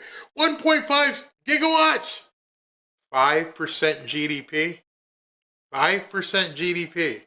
You think this thing is a rocket ship? I mean, it's a rocket ship to Mars if we do 5%. Big number. That sure is. We are expecting a pretty good performance in the first half as that big, beautiful bill takes effect. All right, we're getting right. And I think that the president did a good job talking about all this last night in the speech. The bottom line is that when we had the inflationary spike in the previous administration, then one of the things you saw, for example, was the typical home buyer. The president mentioned the number, saw their mortgage payment on an annual basis go up by about $14,000 for the typical home. And so if you didn't make $20,000 more and get a really big raise, then that's really, really making it hard for you to keep your family, keep food on the table, and so on. So far this year, we think we've knocked about $2,000 off the price of a mortgage, but that person is still, way underwater compared to where they were when Joe Biden took office. So there is a lot of room for improvement. The bottom line is, though, that the way that's going to happen is that we're going to get the prices of things down. We're going to get the price of things down. So, for example, instead of knocking down a bunch of power plants, which is what happened in the previous administration, we've already permitted and even begun groundbreaking for 1,600 new power plants, because you got to increase supply if you want to reduce prices. And so in the end, I think wages are going to have to go up faster, which is something that we saw in the latest jobs report. Wages were up 3.7%. That's faster than inflation. So people start to feel better. And then we've got to increase the supply of things like all the power plants that we're building, so that then electricity prices go down, and we've got to do that across the board in the macroeconomy. And I think if we do, if we make it so that there's a lot of factory groundbreakings across a lot of industries. So right now we've counted more than 30 since September of multi-billion-dollar factories that are starting to be put up all over the country. We're getting the power there to those factories so that they can actually turn on and hire workers. That increases supply, that gives you growth without inflation, and that's our plan. You see, that's one of the problems that the Democrats are having right now. This thing is growing so fast. I noticed Gina said, I didn't hear 5% GDP. That's exactly what Maria said. And it's this entity of finance is growing so fast, the Democrats can't, with everything that they're doing, they can't throw enough cinder blocks in the road to inhibit it. It's a losing cause for them. And if you heard them talk today at all, they have nothing to offer you. Nothing. After hearing what RFK Jr. said today and how they're taking away, which I'm going to show you that tomorrow because it's like a 25-minute speech. I want you to hear it as he was talking about stopping all the gender mutilation. But you would think that that's just a winning cause for them, that that's all they want to concentrate. Listen to this. It's amazing. And the most common form of gender-affirming care for young people is medications that simply pause puberty and have been used safely for decades. So why do my colleagues across the aisle, so-called limited government people, suddenly want government to get in the way of the decisions that parents and their kids make together? These people are sick. These people are sick, scum, insane. She's almost crying because they're stopping the insanity. Why is it so important for them to try everything they possibly can to turn boys into girls or vice versa or whatever? What is this absolute sickness that they have? Why do they want to stop children from getting medical care that has been proven to be safe and effective and helps them to live happily? Helps them to live. Just live. Does anybody else besides me find this weird? I do. I find it very weird. Here, listen to this one. And in these moments, that urgent question on that parent's mind is, what does my child need to be okay? A broken bone, asthma, gender dysphoria, diabetes, whatever the presenting issue is, a treatment plan takes shape. For some families, what their children need to be okay is access to gender-affirming care, care that is safe, evidence-based, and recognized as essential by every major medical association, care that for some children is the difference between despair and hope. That's what the Democrat Party has to offer. All right, so I'm going to show you one thing that's going on right now. Turning Point USA is having their annual event. I was going to cover some of the speeches, but not into the cliche stuff, but Erica Kirk is speaking right now. And what aren't, we saw a lot on full display. And what I knew as a wife, and I'm the same exact way as him. If you are trying to put up fight or flight mode, we're always fight mode. We don't retreat. Charlie would go wherever he needed to go, and I'm the same exact way. Same exact way. And you'll learn that. You'll learn that about me the more that you get to know me. I know I'm new here, but you'll learn. You'll learn. Him and I were not afraid of that.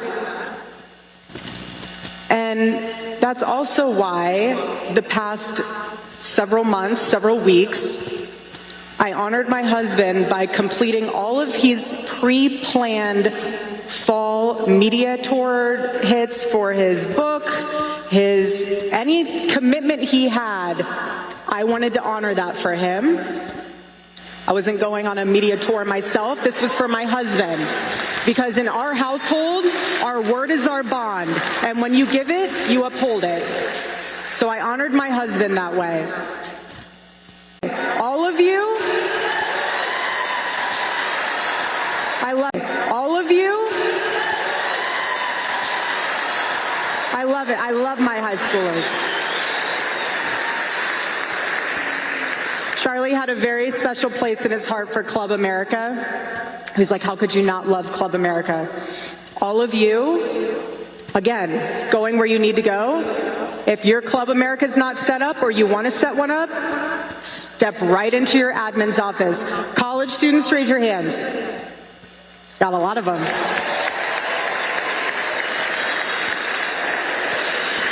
So where you got to be willing to go is on your campus. That means either starting a chapter, joining a chapter, maybe even one day putting up a tent in the quad. We're not afraid.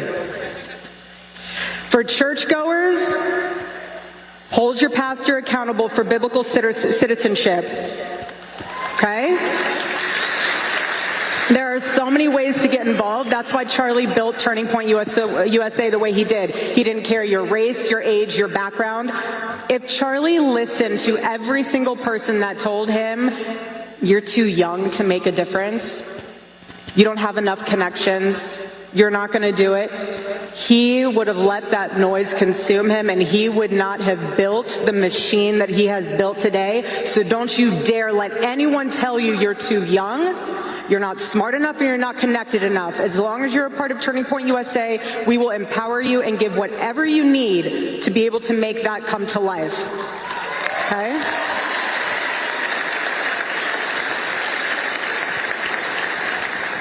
Charlie wasn't just a speaker, he wasn't just a political thinker, he wasn't just a thought leader. Again, he was a bridge, he was a pathway, he was a connection point to generations. He was a pathway and connection point to communication, to inner politics. And he also looked at a generation that has been mocked, that has been dismissed, that has been discouraged, and told them, you matter, your ideas matter, your decisions matter. And he would say this country is still worth defending and still worth sacrificing for. So, like all of you, this is our turning point as well, especially as we move into 2026. And I want to share with you, off this paper, I'm not going to wing it this one, because I want all of you guys to absorb the magnitude of these numbers. The number of student requests to get involved since 9/10, 140,000 plus get involved requests have been submitted since 9/10. 140,000. Total number of students involved, this is involved within Turning Point USA, 1 million plus students involved in Turning Point USA.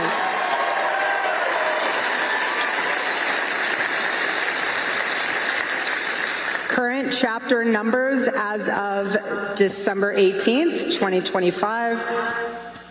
3,082 Club America chapters,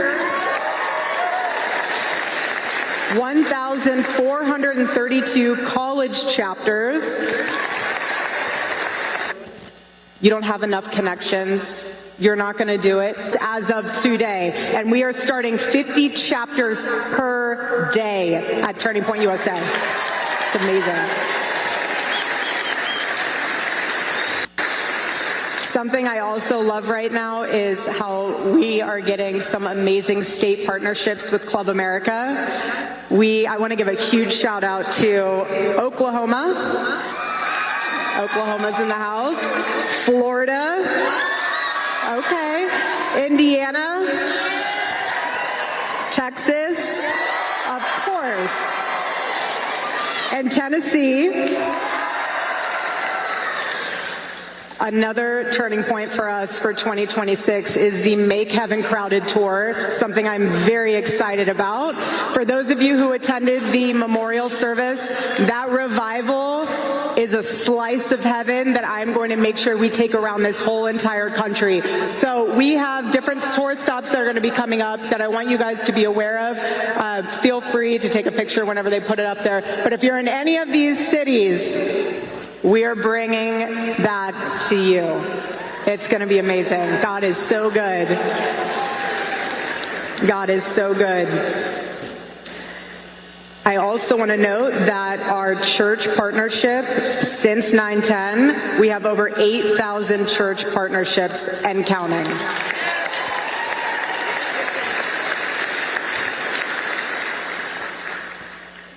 This one's very special to me.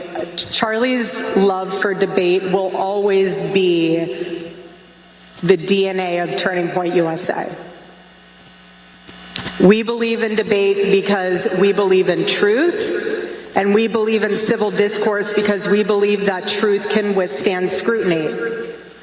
So that is why we will be launching the Pick Up the Mic initiative and getting back on campus for Prove Me Wrongs and campus tour events this spring and fall of 2026.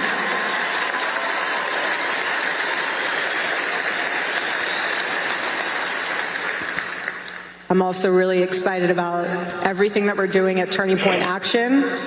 We are locked in and mission focused for both 2026 and 2028. We're investing in states and not just in races. So what I mean by that is we are building the red wall, Arizona, Nevada, New Hampshire. That's going to be very important to us. We're going to ensure that President Trump has Congress for all 4 years. We are going to get my husband's friend, J.D. Vance, elected for 48 in the most resounding way possible.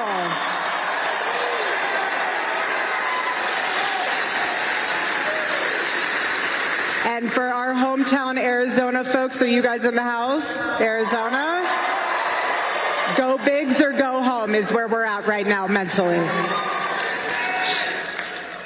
But my husband didn't build this movement so people could feel comfortable.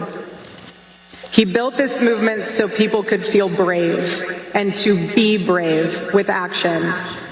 So people could see on full display that when you stop talking to people, especially those that you disagree with, you are the one that actually becomes weaker. Let that sink in. So you may not agree with everyone on this stage this weekend, and that's okay. Welcome to America.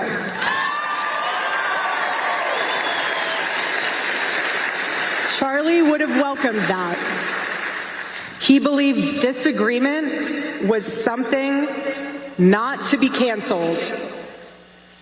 It was something to confront with clarity, courage, and grace. And Charlie loved truth way more than conformity. So this weekend for me personally is laced with nostalgia and it's laced with hope. But deeper than that, it's about carrying forward what Charlie built and ultimately what he gave his life for. And I've said it before and I'll say it again. The mission didn't end with Charlie's life. It's being lived out through each and every one of you in your own way. Again, it doesn't matter your age, doesn't matter your race, doesn't matter your background. AmFest is not about echo chambers. It's very important to know that because it's about sharpening one another. It's about digging deeper into ideas instead of retreating into slogans. And it's about remembering that freedom requires responsibility and truth requires courage. So my challenge to you this weekend is very simple. Don't just attend AmFest.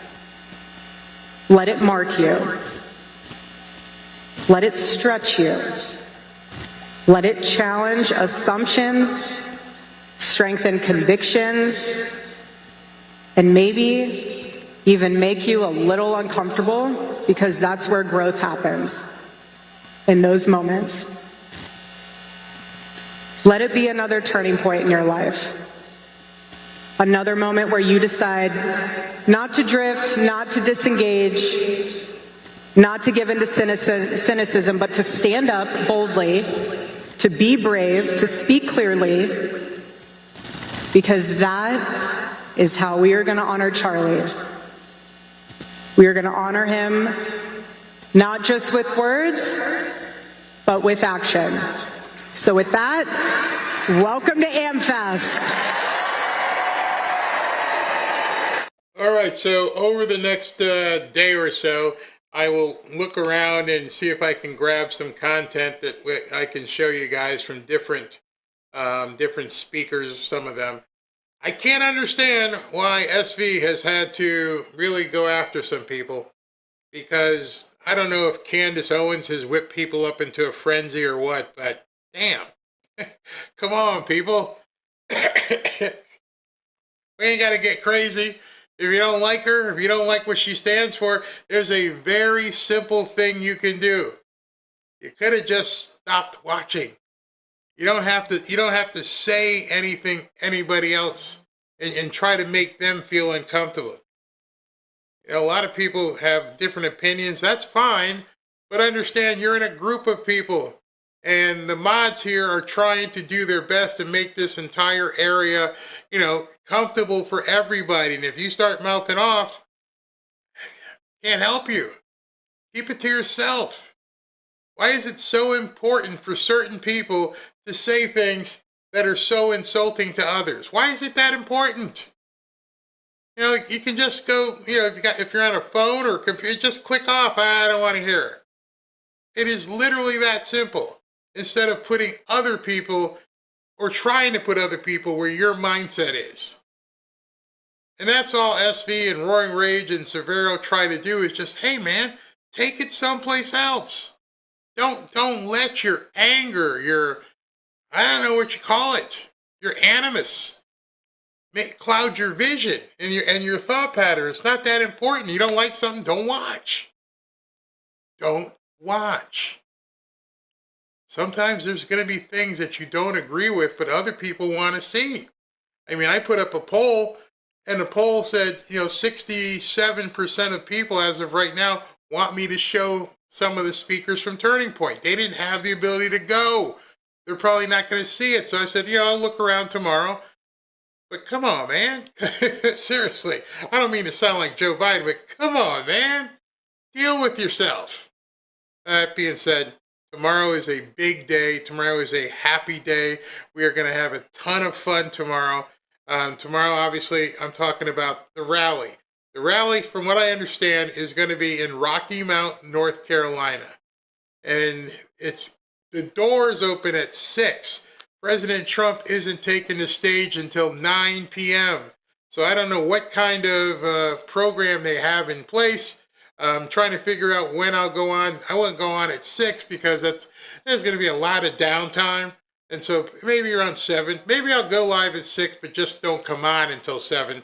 But we'll see. I'll talk to Ashley and see what we want to do. But let's stop. It's Christmas. Have fun. You're going to have a lot of fun tomorrow. You're going to be around a whole bunch of people that are Trump supporters, listening to him in a rally. Don't get yourself bounced out before then. That would be kind of stupid. You know, I want you here. I want you. We built this thing so that people could have, you know, be somewhat a family without feeling the need to piss everybody off. All right. That being said, let me go ahead and do super chats, and then we'll call it a day. So obviously, we're not going to know. President Trump decided not to go live, and with him not going live, they also didn't do the press conference yet up in Providence because they're obviously executing search warrants and everything else. So we'll hold off on that and see what happens. All right, so let me do super chats. Move the window over, Barry. Move the window. There we go. Oh, we got one here from, who is this? The real KRO. Thank you, brother. If Erica is an example of faith in Jesus, get some. This is for the Bible Fund, Uncle Barry. Thank you very, very much. Yeah, we're pumping them out. We're trying to get out as many as possible. Thank you. And this one is Nathan Hardcastle. Bernie wasn't in the Bleeding Heart liberals and their commie ideas who wanted everyday citizens of this world to have a living wage and be free to do whatever they want and work a job they didn't want to do. Yeah, Bernie's a fraud. He's a fraud for sure. For sure. Thank you, Nathan. Bukowski, thank you very much. Just do it. Brian Newland, rest in peace for Greg Biffle, his wife, his daughter, and son. The entire family just went down. Passed away in a fatal airline crash up in North Carolina. Greg Biffle was a NASCAR driver. Yep. Awful. Hey, Thornton, you learn the code attitude towards people losing their jobs is what's going to cost us the midterms next year. Must be nice to not have to worry. This guy comes in all the time. He always has something negative to say. Wah, wah, wah. My attitude isn't, quote, learn to code. Let me straighten you out. My attitude is do something that has some longevity to it and is going to provide prosperity for you and your family. Pouring coffee is not a life choice. I don't care if that upsets you. Flipping hamburgers is not a life choice, unless, of course, you own the restaurant. Not a life choice. You don't need to make that. So, if you're going to be someplace where the puck is going, you need to understand where everything is going financially. And I'm going to tell you again, like I've told many people, and I will say it all the time. Hello, Midas. I'll let you know this. When you say it's going to cost us the midterms, I don't have that kind of crystal ball. So I want to help people who want to help themselves and not feel the need to complain because other people, as you say, must be nice to not have to worry. Yes, it is. It is extremely nice not to have to worry. I thank God that I don't have to worry. I thank God that Robin doesn't have to worry. I thank God that Ashley doesn't have to worry, and her husband and the grandkids. They don't have to worry. I work hard. I'm proud of that. There is no amount of idiocy that someone is going to post to make me feel bad. If you don't feel bad about your situation, why should I feel bad about mine? Just saying. I'm never going to shy away from that. Never going to say, oh, it must be nice. Oh, it's really nice. It's effing nice. It's rude of you to say things like it must be nice because otherwise we take it as a compliment. Yes, thank you. It's very nice. We love it. We love our life. We love what God has provided. And for me to think anything other would be to spit in God's face. So if you enjoy your life wherever it is and whatever you're doing, why would you be upset with me loving mine? Bet you didn't think that was coming, huh? Starfleet, I switched from ChatGPT to Gemini AI, Google's version. Grok is great for social media research. There's a couple of them out there that you can get your hands on. Bernie Sanders equals what is that? Idiocracochi. That's pretty funny. That's funny. SV just hit me up with something. Hold on. What's SV got? What do you got, bro? SV says, wait a second. Trump just confirmed his rally tomorrow on Truth. Yep, yeah, we knew it. I'll show it in a second. Corrine, my military friends have told me their 1776 has hit their accounts. Oh, that's awesome. Awesome. Orton Maloney again. Sacrifice human interaction for money. Sounds healthy. Try it. Try it. By the way, who said anything about sacrificing human interaction for money? I didn't say that. I never said that. I would never encourage anybody to do that. You're barking at the wrong tree. James, I use AI for fermenting veggies and meat canning. Wow, that's pretty awesome. Brian Newland, Bernie and the Democrats are going to try and tax and restrict AI. He's not fooling anyone. That's exactly what bingo. That's exactly what they're going to try and do. Starfleet, George AI is a digital assistant created by Tatra Banca. It helps users manage money, track spending, and handle bank tasks through a simple interface and smart tech for personal needs. I'm going to have to look that up. Tatra, is that how you actually spell it? Tatra Banca? Tatra Banca. Okay, we'll look that up. I just think that's phenomenal. Fakowski, following Glenn Beck since Fox and before. Tania, Barry AI is absolutely amazing, but I feel like eventually in some form it'll usher in the mark of the beast. Just my thought. Did you feel that way about this? Did you feel this was going to usher that in? Did you figure or think that maybe the platform you're on right now, YouTube, was going to usher it in? See, every time there's something new, people will feel that way because it's uncomfortable. but it's uncomfortable because you don't know it. So you got comfortable to walking around with a phone. We didn't have this growing up. You got comfortable with it. You got comfortable going onto YouTube. Some of you got comfortable going on to X and Twitter. Get comfortable with AI. It's the same thing. Wow, we got some spirited people in here tonight. Brian, Dark Place for Grok AI is July 3rd, 1988. I refuse to go back and relive that day.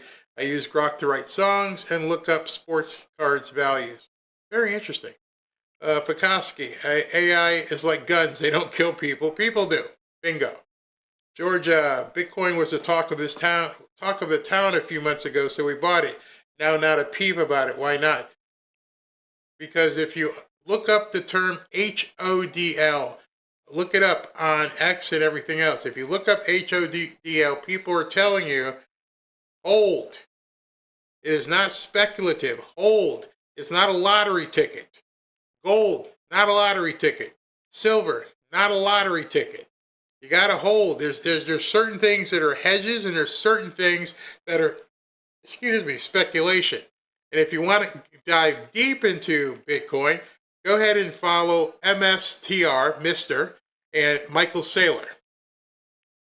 See, when you say people aren't talking about it, people are talking about it. Oh yeah, people are talking about it. In fact, a lot of people are putting more money into it. By the way, did you see what happened to Trump's company today? Let me come back to you on that. Where'd that go? Nathan, Bernie wasn't the bleeding heart liberals and the commie ideas who wanted everyday citizens of the world to have living. Oh yeah, I just did that one. Say what, JD Vance? Yes. Neo, Barry, thank you for more Bibles and MAGA. We trust. Thank God for Trump. Keep him well. Thank you. And Lupe, thank to God sending me to you. Never saved so much at one time. Thank you. I want to show you something. Hold on, let me see if I can find this. No, probably not a whole lot of people saw this, but it's going to blow you away. Here. Let me find it. I was going to talk about it and I forgot about it. It happened today as well. Let me see if I can find this to you. Yes. Here, let me download this video pretty quick so you guys can hear this because it's simply amazing. This is Donald Trump's media company, his meme company, all of it put together. And I want you to hear this. I got to put my ears back in so I can listen to it with you. This is an amazing video. 1 second here, and where did I put my ears? Where did I put my ears? Oh, okay. Oh, there it is, right in front of me. Okay.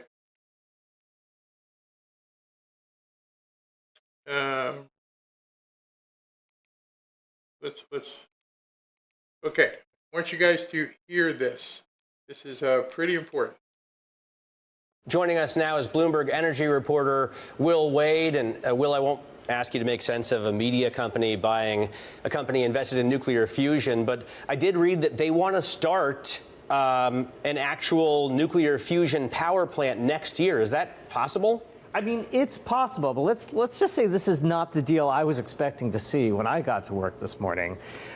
They won't even be the first, actually. We have Commonwealth Fusion is already working on their. All right. So Trump Media is merging with a company called TAE. And TAE is it's an all stock value at $6 billion. This happened today. Truth Media provides up to $200 million cash at signing, an additional $100 million available later, and TAE is working to develop fusion reactors. We're talking huge business, and if you know what Truth Media and everything they're doing between meme coins and True Social, no, Bitcoin didn't go anywhere. It's happening without people understanding. Commercial fusion power plants, but fusion power is still under development. We don't have anyone who's really got a working system yet, but there are a couple of companies that are getting close, and TAE is one of them. can I ask you to try to make sense of it? Maybe not in like a media combining with a fusion company, because again, maybe there's no way to actually make sense of this, but why TAE would look for a buyer outright, especially one with connections to the White House? Money? I mean, I was just listening to the conference call, and the CEO of TAE, the first thing he said is capital is becoming one of our biggest problems, which is interesting because in fusion, physics and engineering has really been their biggest problem. But they're getting up to $300 million cash out of this, so that's a good start for them, and they could always use the money. From what I've read, the most advanced scientific efforts to extract energy through the fusion process have used. So if you're looking at your screen right now, this is today. And today, DJT, obviously that's the Trump company, is up 29% just today. So if you owned DJT stock, things looked really good this morning. I want to show you another video that came out about this, a little bit shorter. This is probably my favorite story of the day. Trump Media, the company behind Truth Social, announcing a $6 billion all-stock merger with TAE Technologies. Now, what is TAE Technologies? It's a closely held fusion, that is nuclear fusion developer founded in 1998. And the deal marks a dramatic pivot for the social media company, which is... Like I told you, I've got to get that gif of, Professor Brown in Back to the Future. 124 gigawatts. If you're paying attention to stuff on X and you're not paying attention to the financial stuff, you're not seeing this stuff. Nobody's talking about it. $6 billion deal today. $6 billion today, after what you heard last night.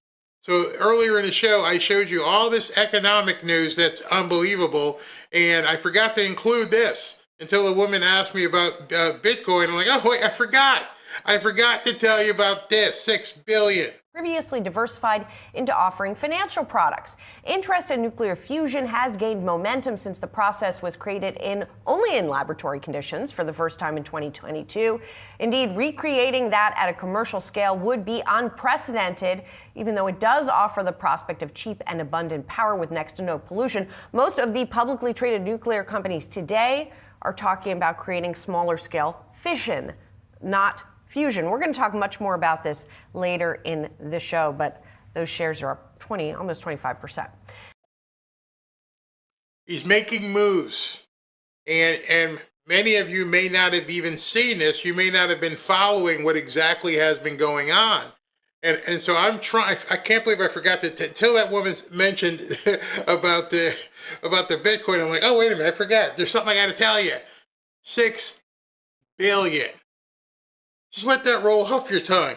$6 billion merger that the president, or rather Devin Nunes and his sons did, but $6 billion. I can't even imagine what SV is sending me. He's probably sending me the Back to the Future thing. Hold on, let me see this. Oh, that's not, no, this is, oh.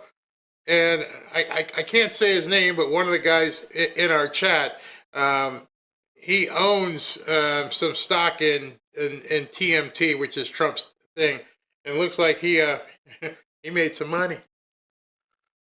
Congratulations that you made some cash on this deal. $6 billion.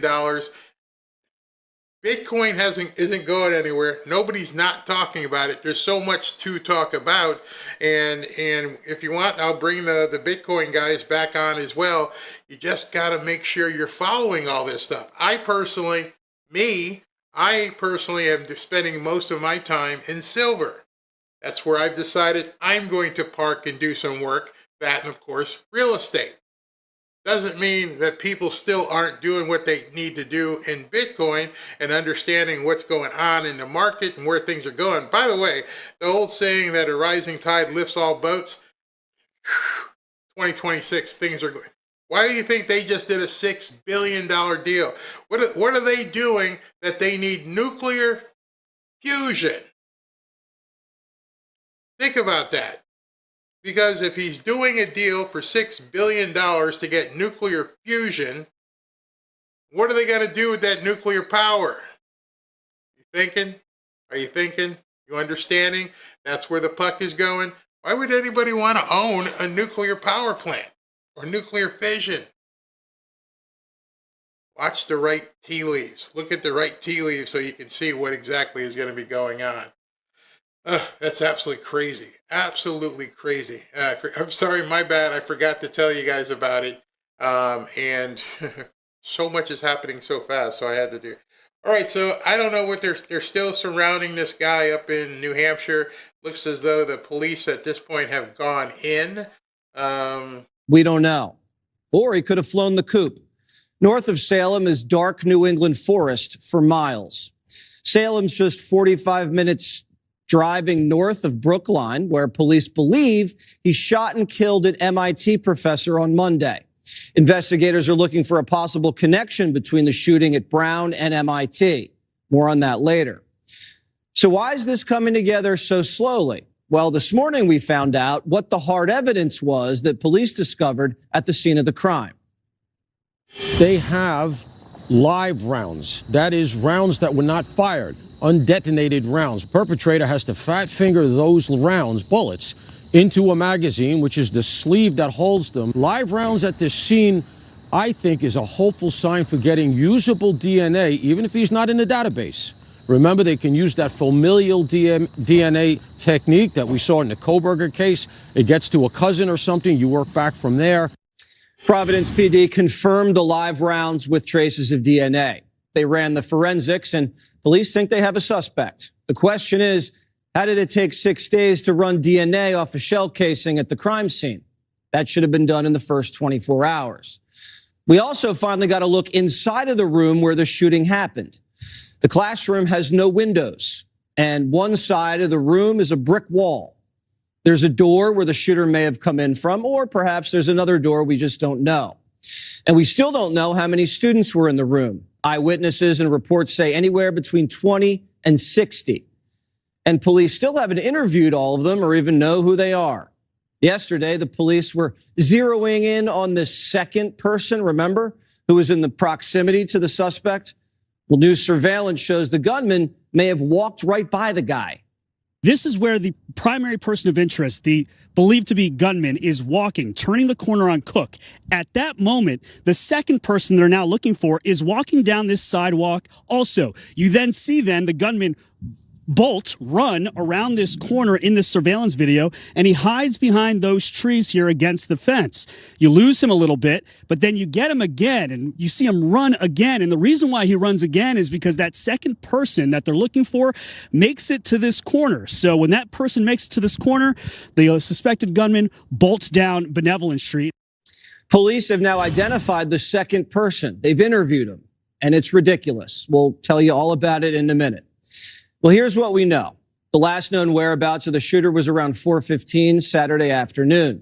He was seen walking by a Brown University campus police car, which they don't have dash cams in. And then he dropped from the face of the earth. Where'd he go? Well, today, investigators feel like they're hot on his trail. Police believe that the Brown shooter may have also been involved in the shooting of Nuno Loureiro, the MIT nuclear scientist who was murdered in the hallway of his condo late Monday night in Massachusetts.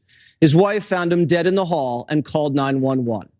Earlier this week, the Providence police chief told us this had no MIT connection. An MIT professor died early this morning from gunshot wounds. Does that incident have any potential connection to this investigation? Not that we know of, no. Investigators seem to have changed their tune the past 24 hours. Now, Brookline, Massachusetts is about a 90-minute drive straight up 95 north from Providence. So why drive an hour and a half to kill a random professor after spraying a bunch of kids at a Brown lecture hall? Both shootings now seem kind of personal. We know MIT professor was studying cutting-edge technology. Listen. I'm Nuno Loureiro. I'm a professor at MIT. My main appointment is in nuclear science and engineering. I have a joint appointment in the physics department. I'm also director of MIT's Plasma Science and Fusion Center, which is an umbrella research center at MIT for all the plasma and fusion-related activities that we do on campus. The professor was at the forefront of fusion research so groundbreaking, the Biden administration gave the professor an award. Fusion's a form of energy that could transform how the world economy runs. It's a big part of the Trump agenda. So does this line of work have anything to do with the murder? Kind of interesting. They're just talking about fusion. I didn't know that this was what this guy was all about. Weird stuff going on here. Very weird. Oops, wrong thing. Hold on. It's this one. The professor? And what was the connection to Brown? Was the shooter a student, a former student? The professor was involved in engineering. The Brown building was an engineering building. There's a lot we still don't know. But if Brown had a better security posture, cameras, guards, police may have apprehended the shooter before he made it up to kill the professor. Police suffered a major setback when they arrested the wrong guy Saturday night. They lost valuable time, and then they got the DNA off the shell casing late. Would this have prevented the murder of the MIT professor? Maybe. And we're waiting for a press conference to give us an answer. Providence officials initially scheduled a press conference today for 4 o'clock, but they pushed it back, and then it's gone dark. Yeah, that's what I had. I was ready to do this thing, 4 o'clock, 5 o'clock, 6 o'clock, and it just kept going back, and here we are after 8. So obviously, they've pushed the press conference back because of whatever developments are happening up in New Hampshire. So it's fluid, as they say. So we'll figure it out. You know, if it comes on tonight, I'll go ahead and tape it, and we can show it tomorrow. So I'm going to get out of here. I'm going to go eat some dinner and spend some time with the wife. I hope you guys spend some time with your loved ones.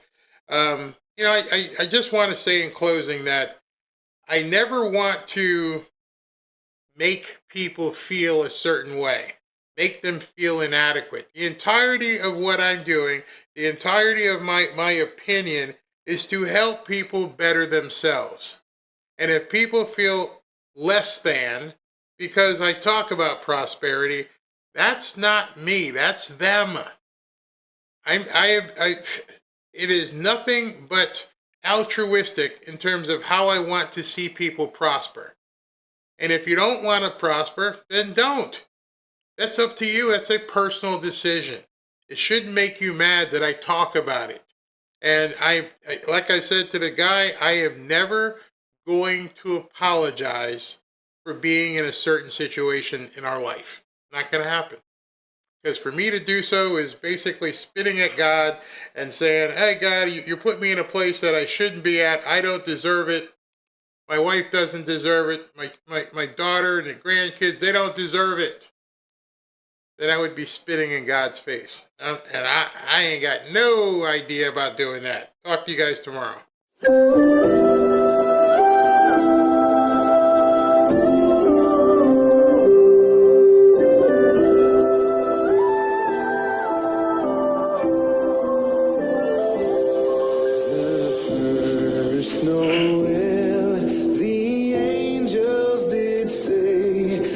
To certain poor shepherds in fields as they lay, in a fields where they lay,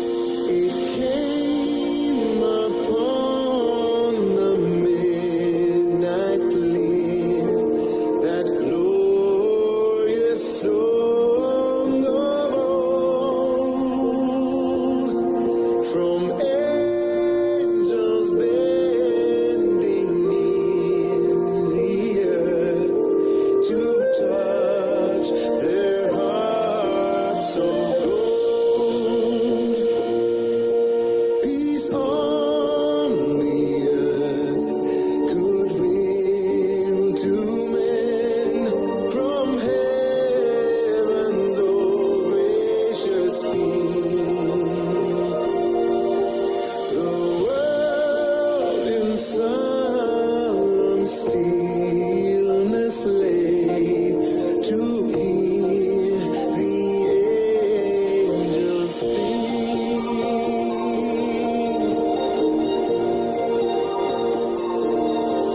Still through the cloven skies they come with peaceful wings unfurled, and still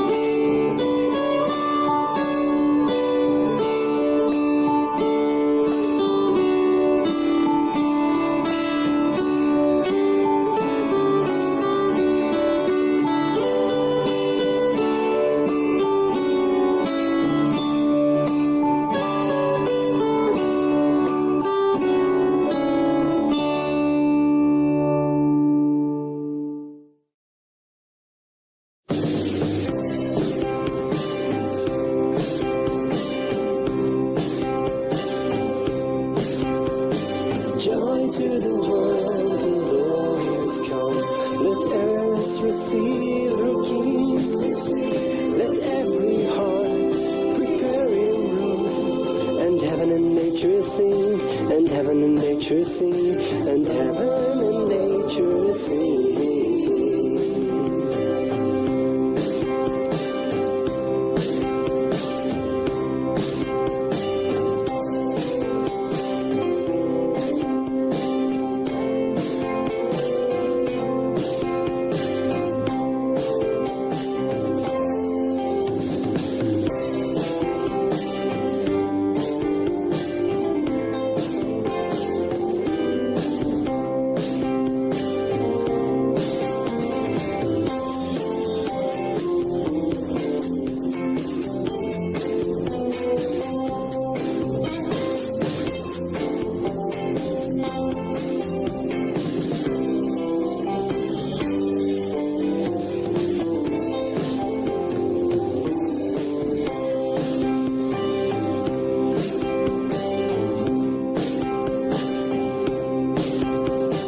Joy to the world, the Lord is come. Let earth receive her King. Let every heart preparing room. And heaven and nature sing, and heaven and nature sing, and heaven and nature sing.